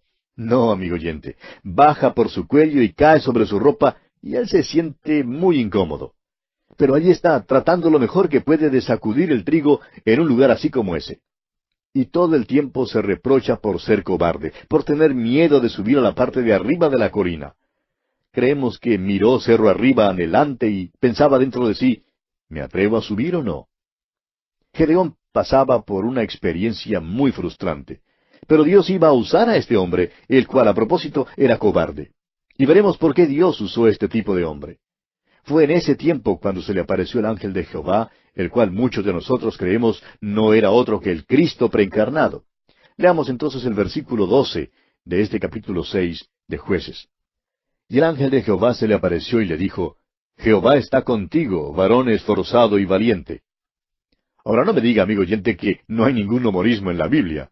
¿No cree usted que parece humorístico llamar a Gedeón varón esforzado y valiente? Dios es un humorista maravilloso, amigo oyente. Claro que la Biblia es un libro serio. Habla de una raza que se halla en pecado y trata de la salvación de Dios para esa raza. Revela a un Dios santo y digno de ser exaltado. Pero Dios es humorista, amigo oyente, y si usted pierde eso en la Biblia, no la hallará tan interesante.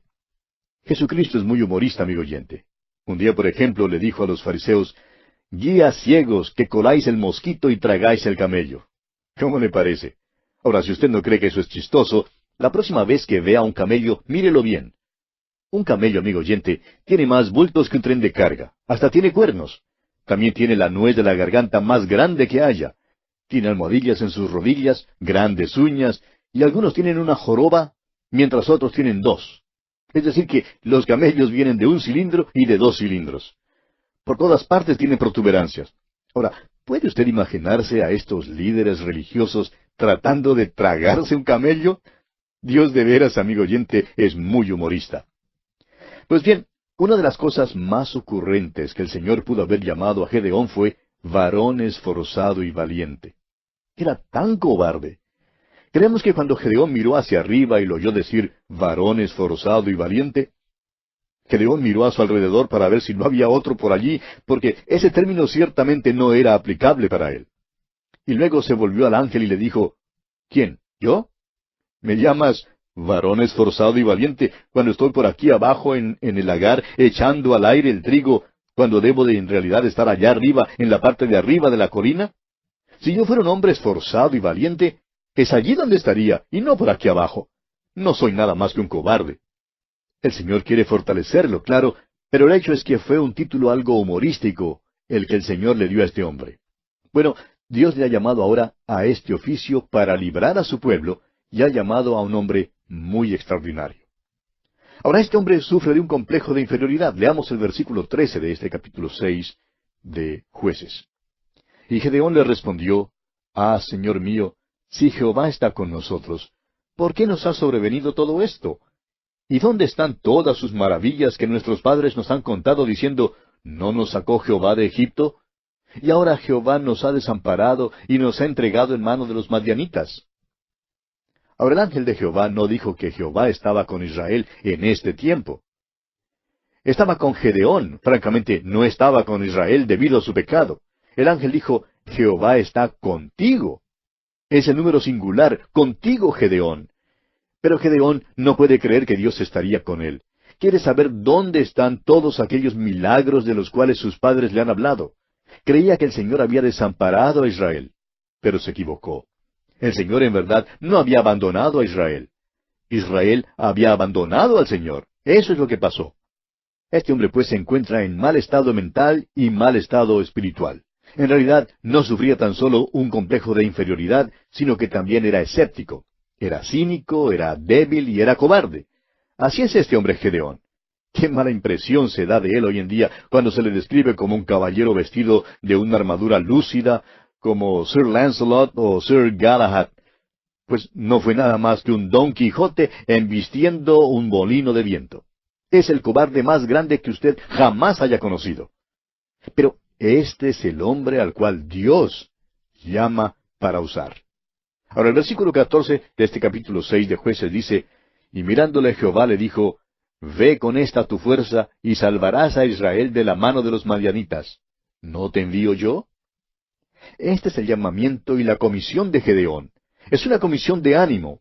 Sin embargo, es interesante notar que aún aquí Gedeón no creyó a Dios. Fíjese usted en lo que Gedeón dice. Veamos el versículo 15 de este capítulo 6 de Jueces.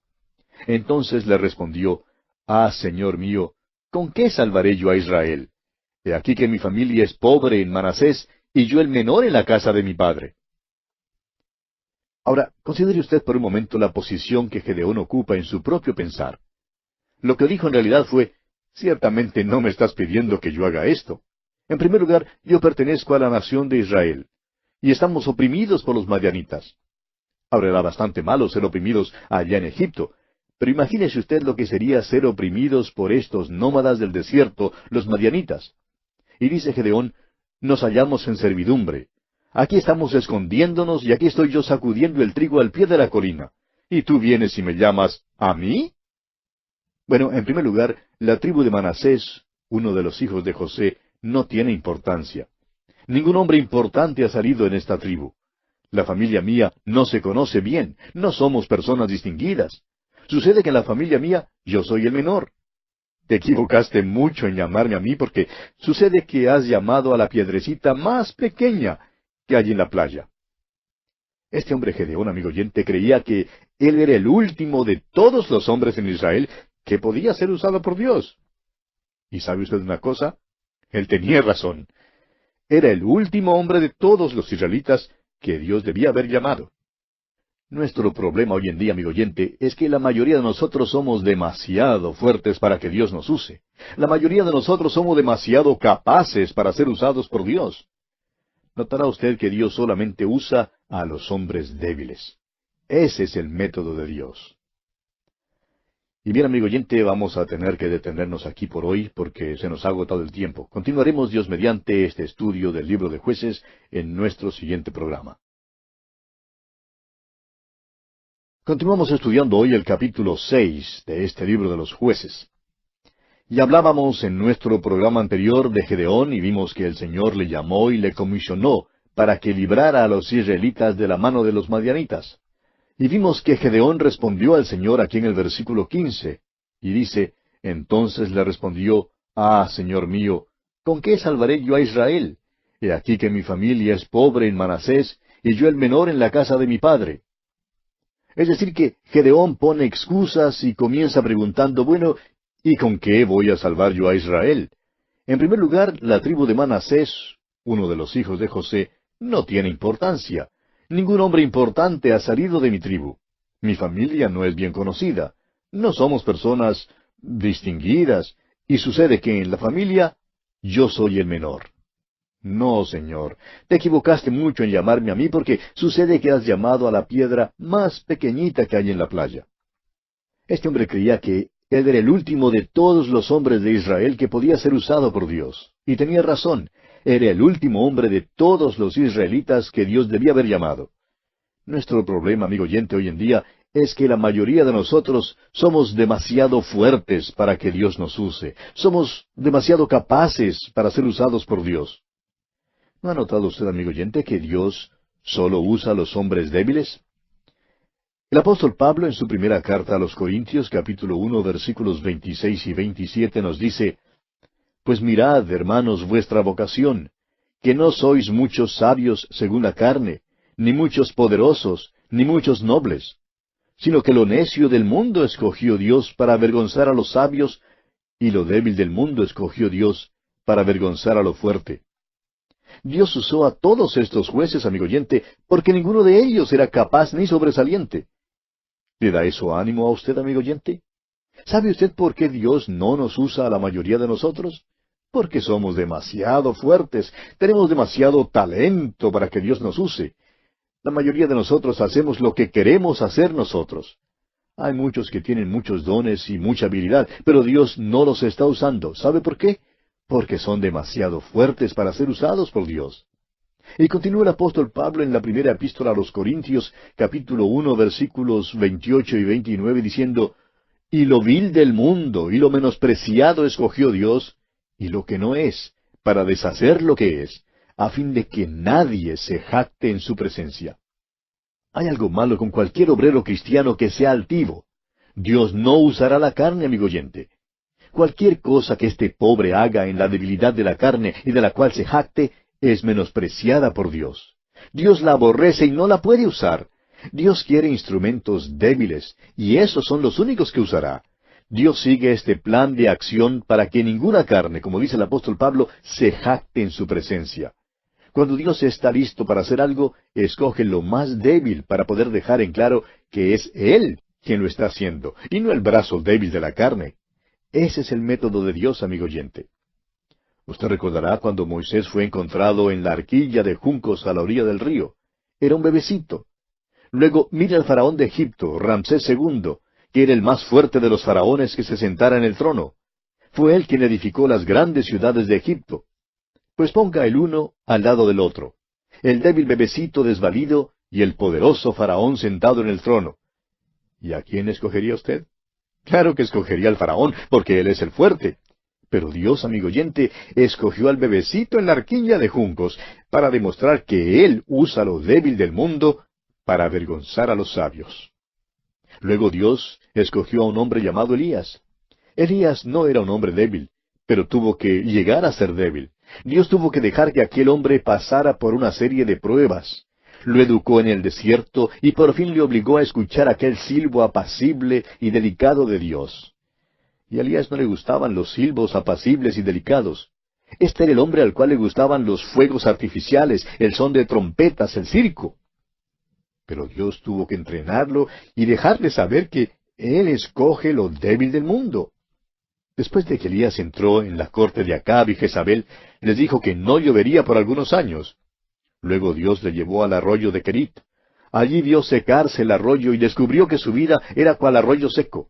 Después miró dentro de una tinaja de harina vacía, pero le fue posible cantar la doxología. Y cuando la cantó, Dios le dio a comer a él y a la familia de la viuda de aquella tinaja vacía. ¿Por qué?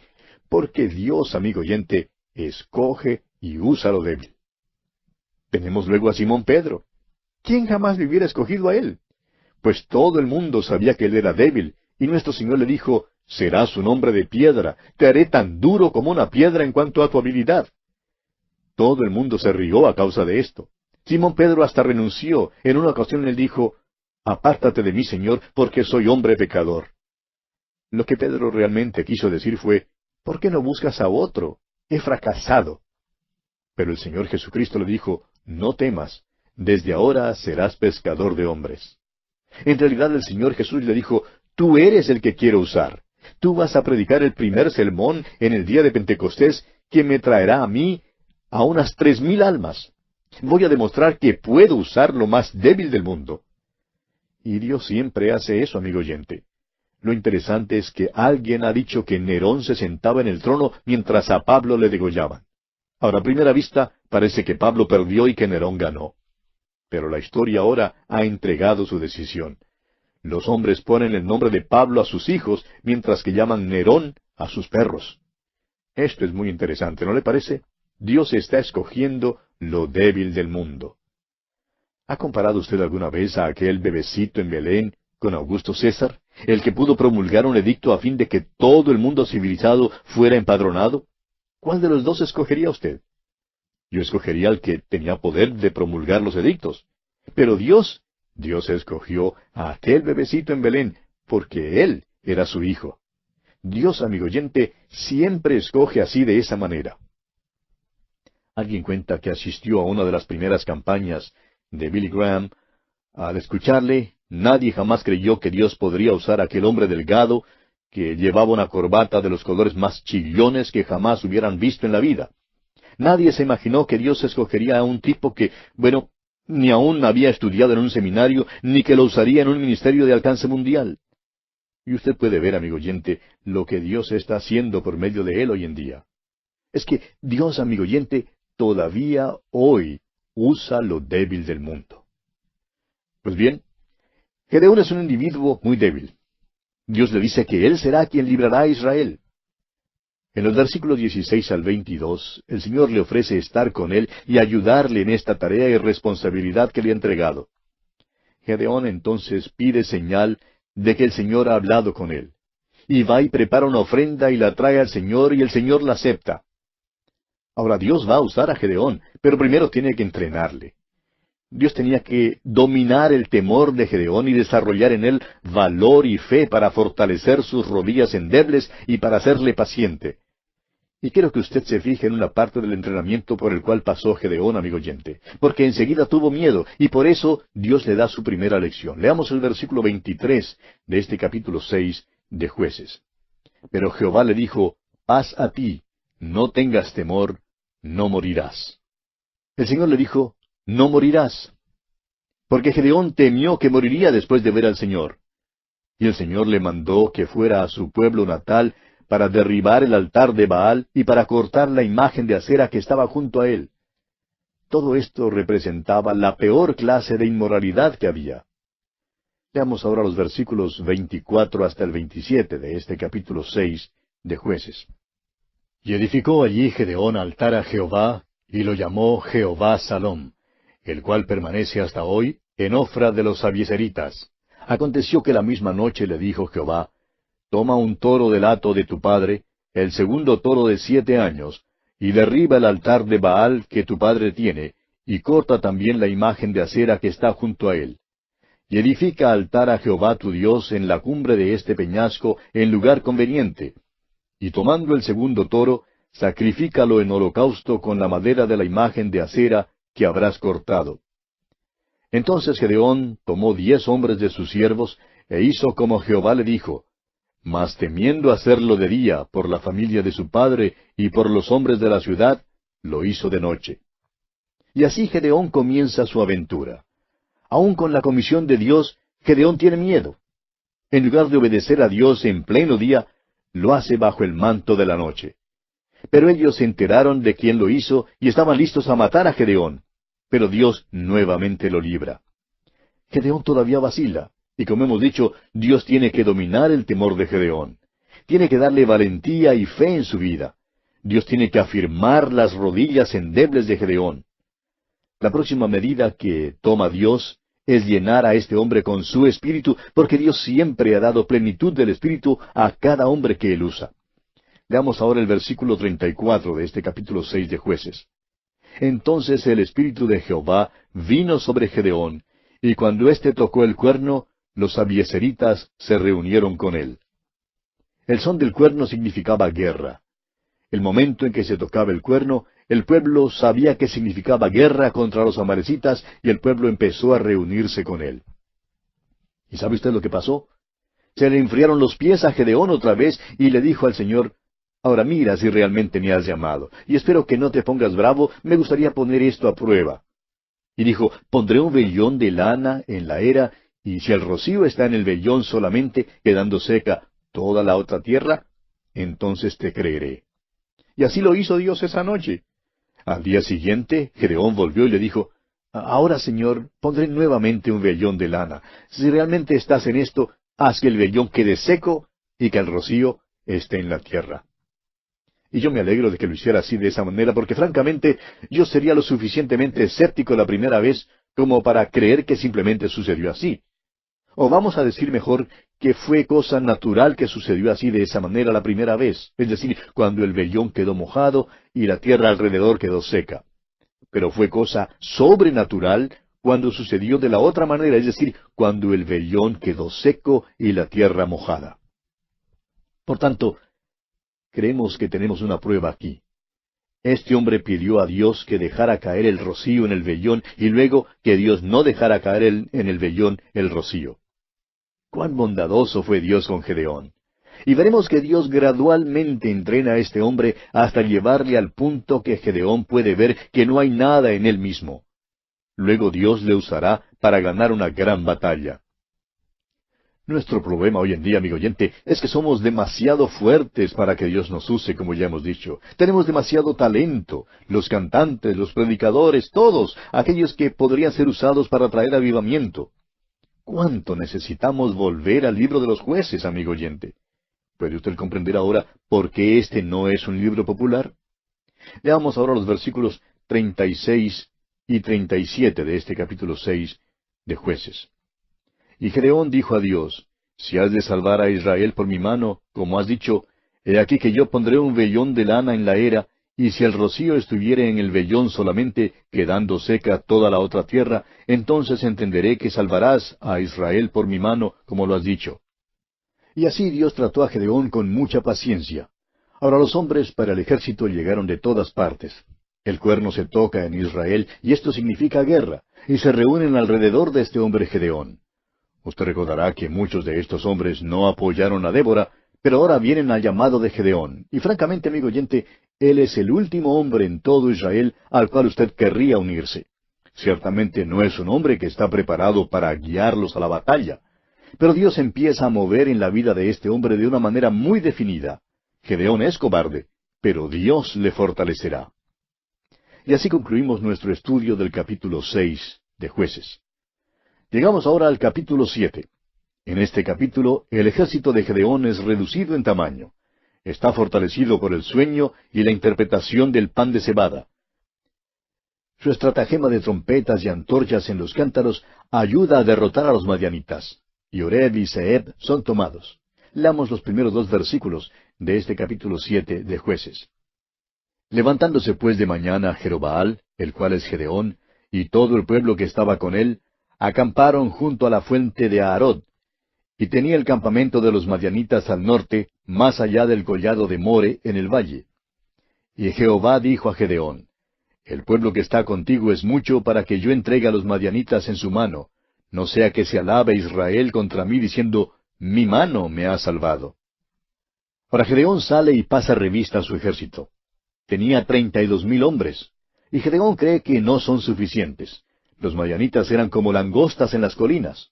Eran desorganizados, pero por puro número habrían vencido a los israelitas. Por eso 32,000 hombres en el ejército no eran suficientes, y creemos que Gedeón estaba listo a tocar nuevamente la trompeta. Pero Dios le dijo, tienes demasiados hombres. No puedo darte una victoria con 32,000 hombres, porque te jactarás y dirás que lo hiciste en tu propia fuerza y poder. Recuerde usted que ninguna carne se jactará en la presencia de Dios. Es por eso que Dios tiene que usar instrumentos débiles hoy en día. Ese es el método que seguirá empleando. Por eso reduce el número del ejército. Por tanto, Dios le dijo a Gedeón que anunciara a los hombres del ejército que podrían volver a casa. Leamos el versículo 3. Ahora pues, haz pregonar en oídos del pueblo, diciendo, quien tema y se estremezca, madrugue y devuélvase desde el monte de Galaad. Y se devolvieron de los del pueblo 22,000, y quedaron 10,000. Gedeón tenía 32,000 hombres, y ahora se le han ido 22,000 de ellos. Esta fue la condición de Dios, tal como fue dada en el sistema mosaico en el libro de Deuteronomio. Dios dijo que cualquiera que fuera reclutado en el ejército y tuviera miedo, podría volverse a casa. Estaría exento de salir a la guerra. Ahora, ¿no se ha preguntado usted, amigo oyente, por qué es que Gedeón mismo no regresó a casa? Cuando él dijo, los que tienen miedo y tiemblan, podrían haber dicho, seguidme porque yo me vuelvo a casa, pues tengo más miedo que cualquiera de ustedes. Sin embargo, él tuvo que quedarse. Dios lo había comisionado. Ahora Gedeón tiene 10,000 hombres y son suficientes para infundir miedo. Pero Dios le dice a Gedeón, todavía tienes demasiados hombres. Tienes que reducir este número. No te puedo dar la victoria con este número de hombres en tu ejército. Por tanto, Gedeón y sus hombres pasaron por otra prueba. Leamos ahora los versículos 5 hasta el 7 de este capítulo 7 de Jueces. Entonces llevó el pueblo a las aguas, y Jehová dijo a Gedeón, cualquiera que lamiere las aguas con su lengua, como lame el perro, a aquél pondrás aparte. Asimismo a cualquiera que se doblare sobre sus rodillas para beber. Y fue el número de los que lamieron llevando el agua con la mano a su boca 300 hombres, y todo el resto del pueblo se dobló sobre sus rodillas para beber las aguas. Entonces Jehová dijo a Gedeón, con estos 300 hombres que lamieron el agua os salvaré, y entregaré a los madianitas en tus manos, y váyase toda la demás gente, cada uno a su lugar. ¿Sabe usted, amigo oyente, lo que tenemos aquí? Es una de las mejores lecciones en cuanto a la predestinación y al libre albedrío de los hombres. Esta es la manera en que funcionan juntos. Dios le dijo a Gedeón, voy a escoger a los hombres que yo quiero que te acompañen, pero voy a dejar que ellos mismos hagan la selección. Tráelos al agua, y los que laman las aguas con su lengua como lama el perro, los que simplemente pasen y lleven el agua con la mano a sus bocas, esos son los que he seleccionado. Puedes ir apartando a aquellos que se doblan sobre sus rodillas y pasan tiempo bebiendo. No quiero que ellos sirvan en tu ejército. Ahora, si nosotros hubiéramos estado allí presentes, amigo oyente, nos habríamos gozado teniendo entrevistas con los hombres del ejército de Gedeón. Por ejemplo, entrevistemos a aquel hombre que se dobla sobre sus rodillas. Le decimos, hermano, ¿por qué se dobla sobre sus rodillas? Bueno, nos contesta él, simplemente me pregunto, ¿por qué no vuelvo a casa con los demás? he estado pensando mucho en esto, pues tengo una esposa y una familia y simplemente no creo que debo estar aquí. Creo que debo irme a casa. No tengo corazón para esto. Hizo su selección, ¿ve usted? Pero Dios también hizo la suya. Eso es la predestinación y el libre albedrío humano. Dios elige, pero Él deja que uno mismo haga la selección. Luego nos acercamos al hombre que lame las aguas con su lengua como lame el perro, y que pasó al otro lado de la corriente y le decimos, ¿por qué lleva usted el agua con la mano a su boca, así, de esa manera? Y él nos responde, ¿dónde están los madianitas? Espere un momento, le decimos, ¿por qué hace esto? Y él dice, porque respaldo a Gedeón un 102%. Amigo oyente, permítanos decir que estos 300 hombres sí tenían corazón para luchar. Ahora, si usted dijera a cualquiera de estos 300 hombres, bueno, ¿no sabe que Dios le ha elegido? Él le contestaría, no sé de qué me está hablando, pero queremos atacar a los madianitas. Amigo oyente, usted puede discutir acerca de la predestinación y el libre albedrío todo lo que quiera, pero no puede lograr que funcione sentándose y discutiéndolo. Esto, amigo oyente, funciona en la vida. Cada uno de los 10,000 hombres en el ejército de Gedeón ejerció su libre albedrío, su libre voluntad. Dios no intervino con ninguno de ellos en cuanto a su libre albedrío. Hoy en día, mediante su Hijo Jesucristo, le ofrece a usted el don gratuito de la salvación. Es una oferta legítima, una oferta sincera de Dios mismo. Él dice, todo lo que el Padre me da, vendrá a mí, y el que a mí viene, no le echo fuera. Ahora no diga por favor que usted puede arguir ahora mismo en cuanto a la predestinación, porque no puede. Usted puede venir a Dios si quiere venir. Si no viene, tenemos noticias para usted. Usted no fue elegido. Si viene, tenemos buenas noticias para usted. Usted sí fue elegido. Esa es la manera en que Dios obra, amigo oyente. Bien, se nos ha terminado el tiempo, amigo oyente, así es que vamos a detenernos aquí por esta ocasión. Continuaremos, Dios mediante, en nuestro próximo programa. Continuamos estudiando hoy el capítulo 7 de Jueces.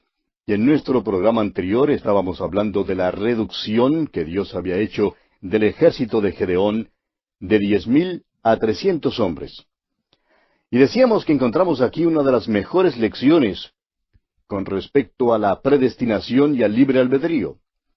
Y señalamos el hecho de que es Dios quien elige, pero que Él deja que uno mismo haga la selección. Dijimos también que podemos discutir acerca de la predestinación y el libre albedrío todo lo que queramos, pero no podemos lograr que funcione sentándonos y discutiéndolo. Esto funciona y es en la vida, amigo oyente. Cada uno de los 10,000 hombres en el ejército de Gedeón ejerció su libre albedrío, su propia libre voluntad. Dios no intervino con ninguno de ellos en cuanto a su libre albedrío. Hoy en día, mediante su Hijo Jesucristo, Dios le ofrece a usted, amigo oyente, el don gratuito de la salvación. Es una oferta legítima, una oferta sincera de Dios mismo. Él dice, todo lo que el Padre me da, vendrá a mí, y el que a mí viene, no le echo fuera. Ahora no diga, por favor, que usted puede arguir ahora mismo en cuanto a la predestinación, porque no puede. Usted puede venir a Dios si quiere venir. Si no viene, tenemos noticias para usted. Usted no fue elegido.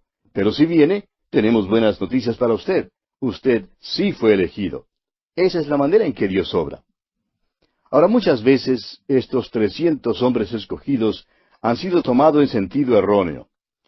Mucha gente en las iglesias cree que porque son pocos en número, ya se comparan con la banda de Gedeón.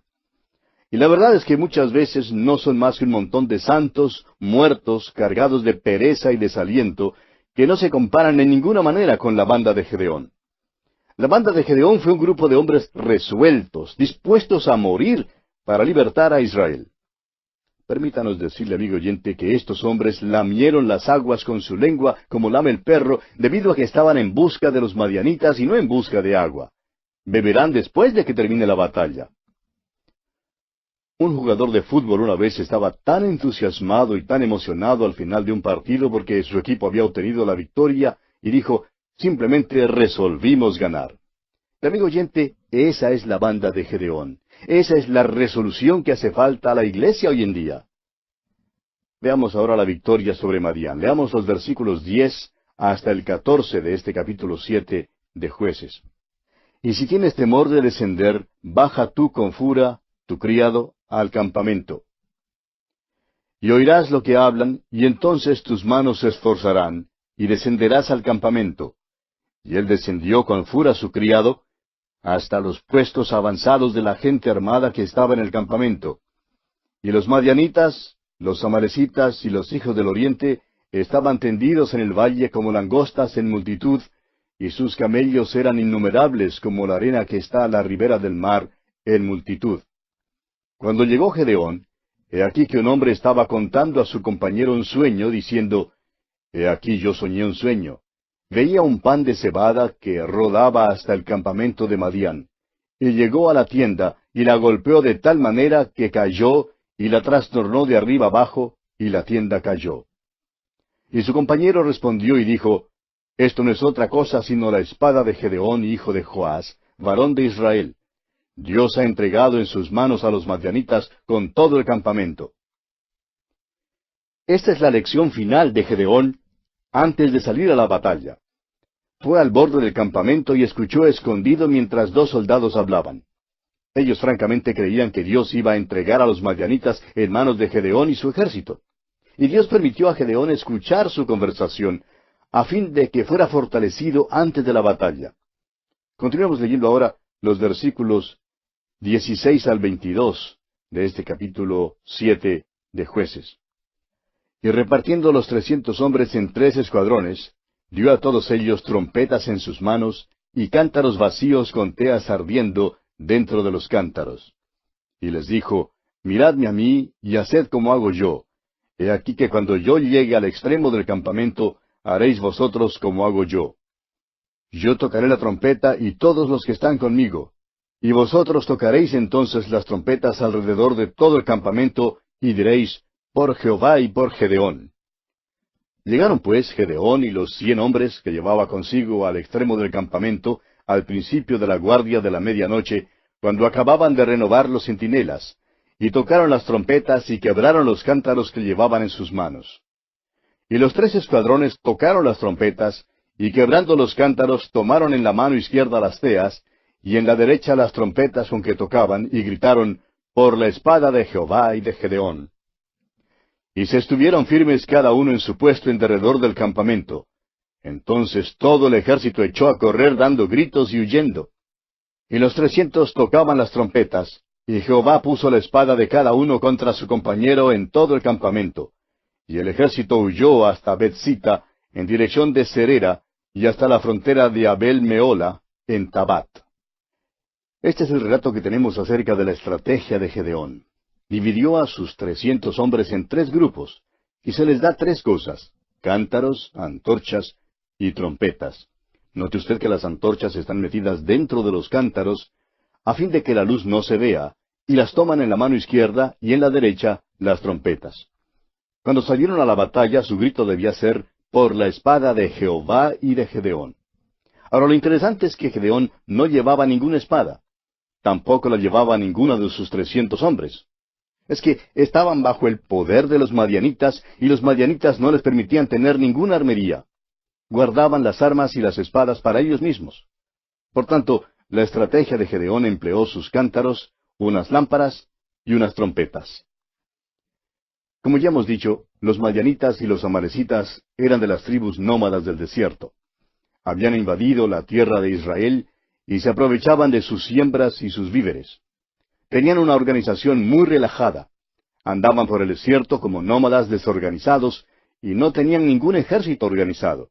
Habían apostado una pequeña guardia alrededor del campamento, pero la mayor parte del pueblo estaba dormida acá y allá.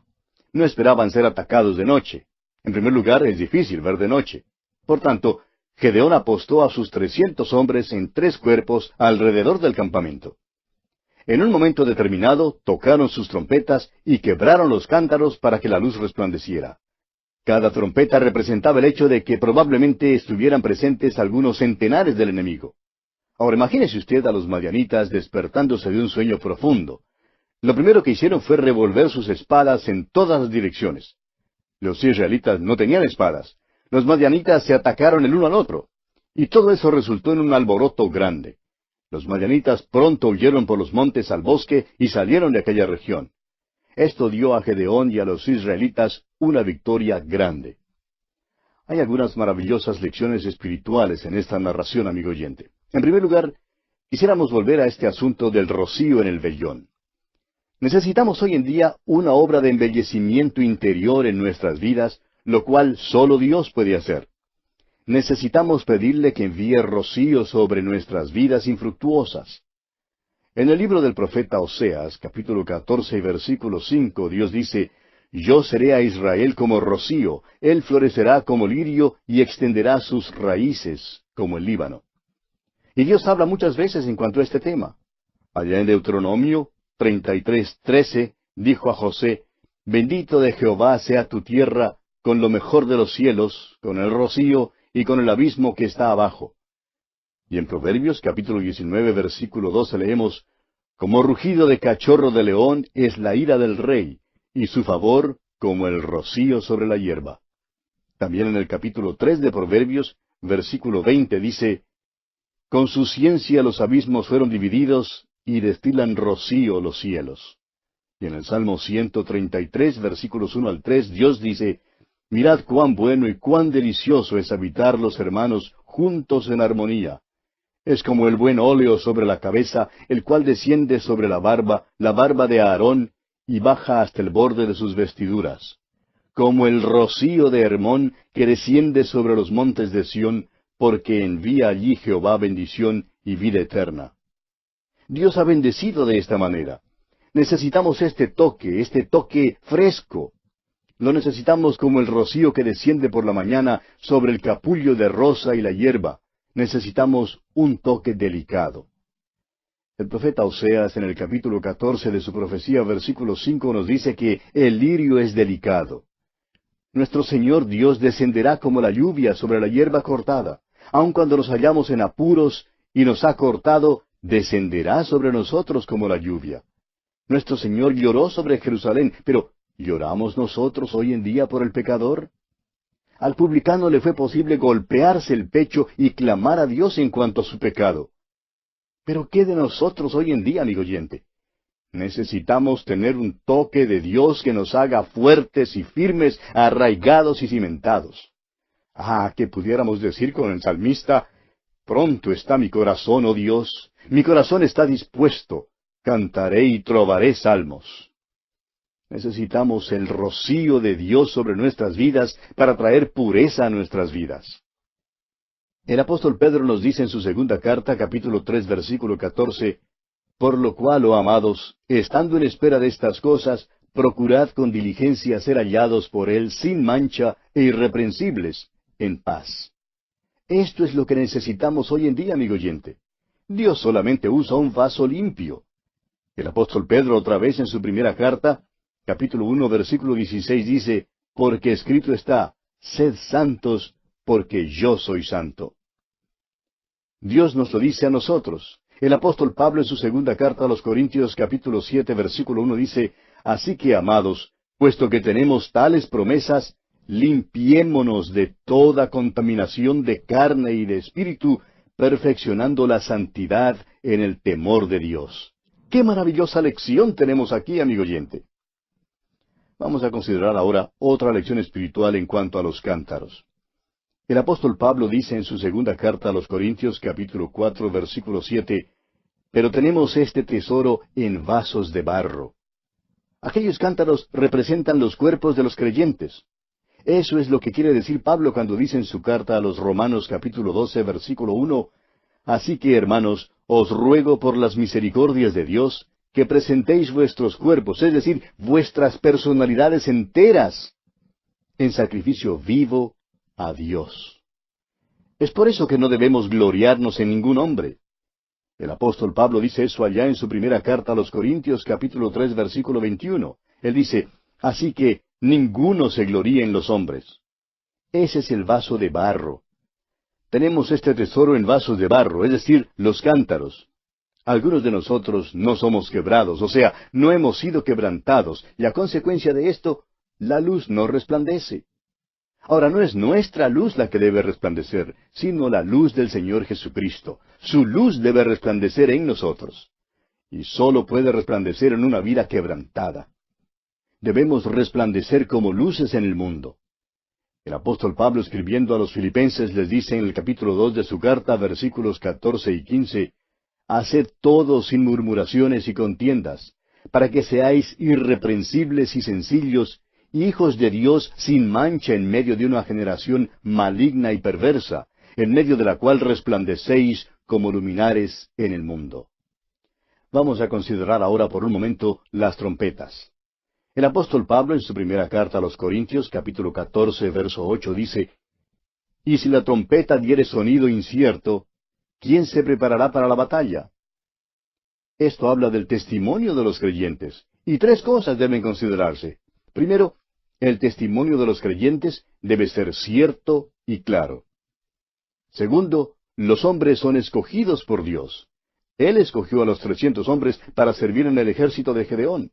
Los escogió junto a las aguas, según como bebían las aguas.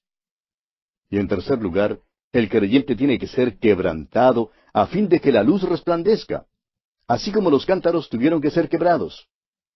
Debe haber una dedicación de mente y de corazón si hemos de hacer la cosa que Dios quiere que hagamos. Amigo oyente, alguien lo ha expresado de la manera siguiente. A Dios le es posible reparar el corazón partido si se le da todas las piezas. Si usted, amigo oyente, está dispuesto a ser quebrantado por Él, permítanos decirle que Él puede repararle de la manera que Él quiere que usted sea reparado. Permítanos añadir aquí que Dios solo usa los vasos limpios. Si usted estuviera muriendo de sed en un desierto y llegara a un oasis o a un pozo y encontrara allí dos vasos, un bello vaso de oro, pero muy sucio, y un viejo vaso de barro quebrado, pero bien limpio y brillante ante el sol, ¿de cuál de los dos bebería usted? Pues bien, ¿no cree usted que Dios tiene tanto sentido común como usted? A Dios le gustaría darle un toque de pureza en su vida, en esta misma generación en la cual vivimos. Necesitamos ser reparados cual cántaro que ha sido quebrado, y necesitamos el toque de Dios en nuestras vidas. El apóstol Pablo dice en su primera carta a los Corintios, capítulo 15, versículo 58, «Estad firmes y constantes, creciendo en la obra del Señor siempre, sabiendo que vuestro trabajo en el Señor no es en vano». El apóstol Pedro en su segunda carta, capítulo 3, versículo 14, dice, «Por lo cual, oh amados, estando en espera de estas cosas, procurad con diligencia ser hallados por Él sin mancha e irreprensibles, en paz». Hoy en día es necesario que el rocío descienda sobre nuestras vidas, trayendo un toque de alegría en la comunión de Cristo. Eso solamente se puede lograr siendo llenos del Espíritu Santo. Aún al final de su ministerio, el apóstol Pablo podía decir que su aspiración todavía era la que había sido en el principio. Y escribiendo a los Filipenses capítulo 3 versículo 10 dice, «a fin de conocerle y la participación de sus padecimientos». Amigo oyente, necesitamos aquel toque hoy en día, el toque del regocijo en la comunión con Cristo. ¿Habrá una respuesta en su corazón hoy en día a estas cosas, amigo oyente? Necesitamos ser claros y limpios en nuestro vivir. ¿Qué mensaje espiritual se encuentra en esta historia de Gedeón? Era cobarde, es verdad, pero Dios lo usó. Dios escoge lo débil de este mundo. Y esto me da mucho ánimo a mí, amigo oyente, y espero que también le sirva de ánimo a usted. Y llegamos ahora al capítulo 8 de Jueces. En este capítulo, Gedeón apacigua a los de la tribu de Efraín. Seba y Salmuna son tomados. Sucot y Peniel son destruidas. Gedeón se venga de la muerte de sus hermanos. Rehúsa también aceptar un puesto en el gobierno. Madián es subyugado. Y tenemos también la muerte de Gedeón y la idolatría de los israelitas. Este capítulo es una continuación de la historia de Gedeón como juez. Encontramos aquí los eventos que acontecieron después de la liberación admirable que Dios dio a Gedeón del poder de los madianitas. Los israelitas son libertados nuevamente y a consecuencia de esto prosperan. Seba y Salmuna, reyes madianitas, han sido perseguidos y muertos.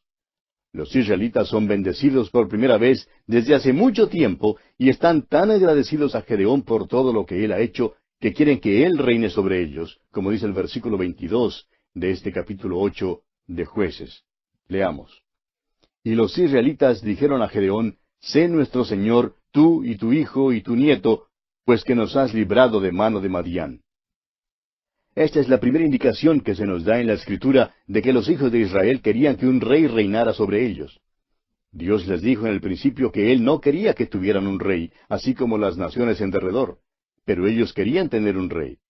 Debido a que Gedeón les había libertado de la servidumbre, ellos querían que él aceptara el puesto de rey. Al parecer, Gedeón es el primero a quien ofrecieron este alto oficio, pero él lo rehusó. Más tarde descubriremos que Israel nuevamente pide tener un rey. Insisten en tener un rey y por fin demandan tener uno. Luego, Dios le dice a Samuel, quien es el último de los jueces y el primero de los profetas, que él debe ungirles un rey. Entonces Dios le dijo a Samuel que Israel no le había rechazado a él, sino a Dios mismo. Dios quería reinar sobre ellos. En este incidente fue Dios quien usó a Gedeón tan admirablemente. Sin embargo, fue a Gedeón y no Dios, a quien los israelitas pidieron que reinara sobre ellos. No tan solo querían que reinara Gedeón, sino también su hijo y el hijo de su hijo. Esto significaba que deseaban tener un rey así como las naciones alrededor de ellos.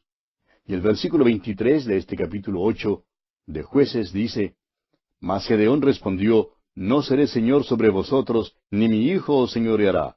Jehová señoreará sobre vosotros. Gedeón ciertamente había aprendido una lección, eso es indiscutible.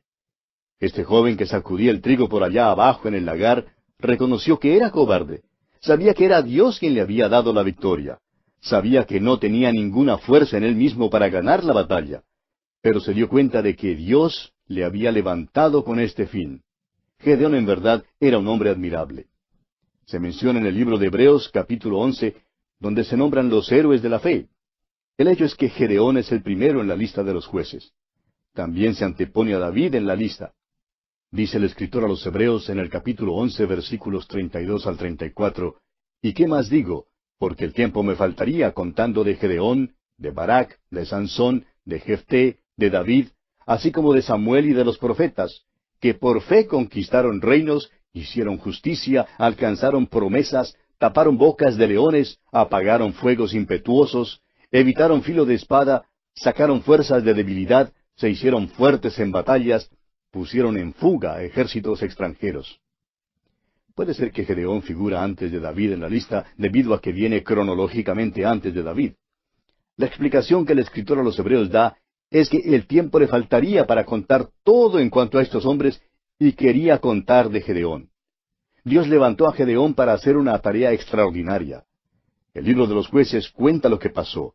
Nos enseña que cada hombre y mujer que Dios usa tiene que ser usado según las condiciones de Dios. Y Él escoge lo débil de este mundo. Ojalá que pudiéramos terminar aquí la historia de Gedeón, pero no nos es posible. Su vida tiene una mancha negra. Y fue lo que más tarde causó tragedia. Parece que la mayoría de los jueces tenían alguna debilidad notoria y en la mayoría de los casos Dios usó esa debilidad. Para la debilidad de Gedeón, o digamos mejor, una de las debilidades de Gedeón, fue el hecho de ser cobarde. Pero Gedeón tenía otra debilidad. Lamentablemente, como dice el escritor a los Hebreos, nos falta el tiempo para entrar en detalle en esta otra debilidad de Gedeón. Así es que tenemos que dejarla para nuestro próximo programa.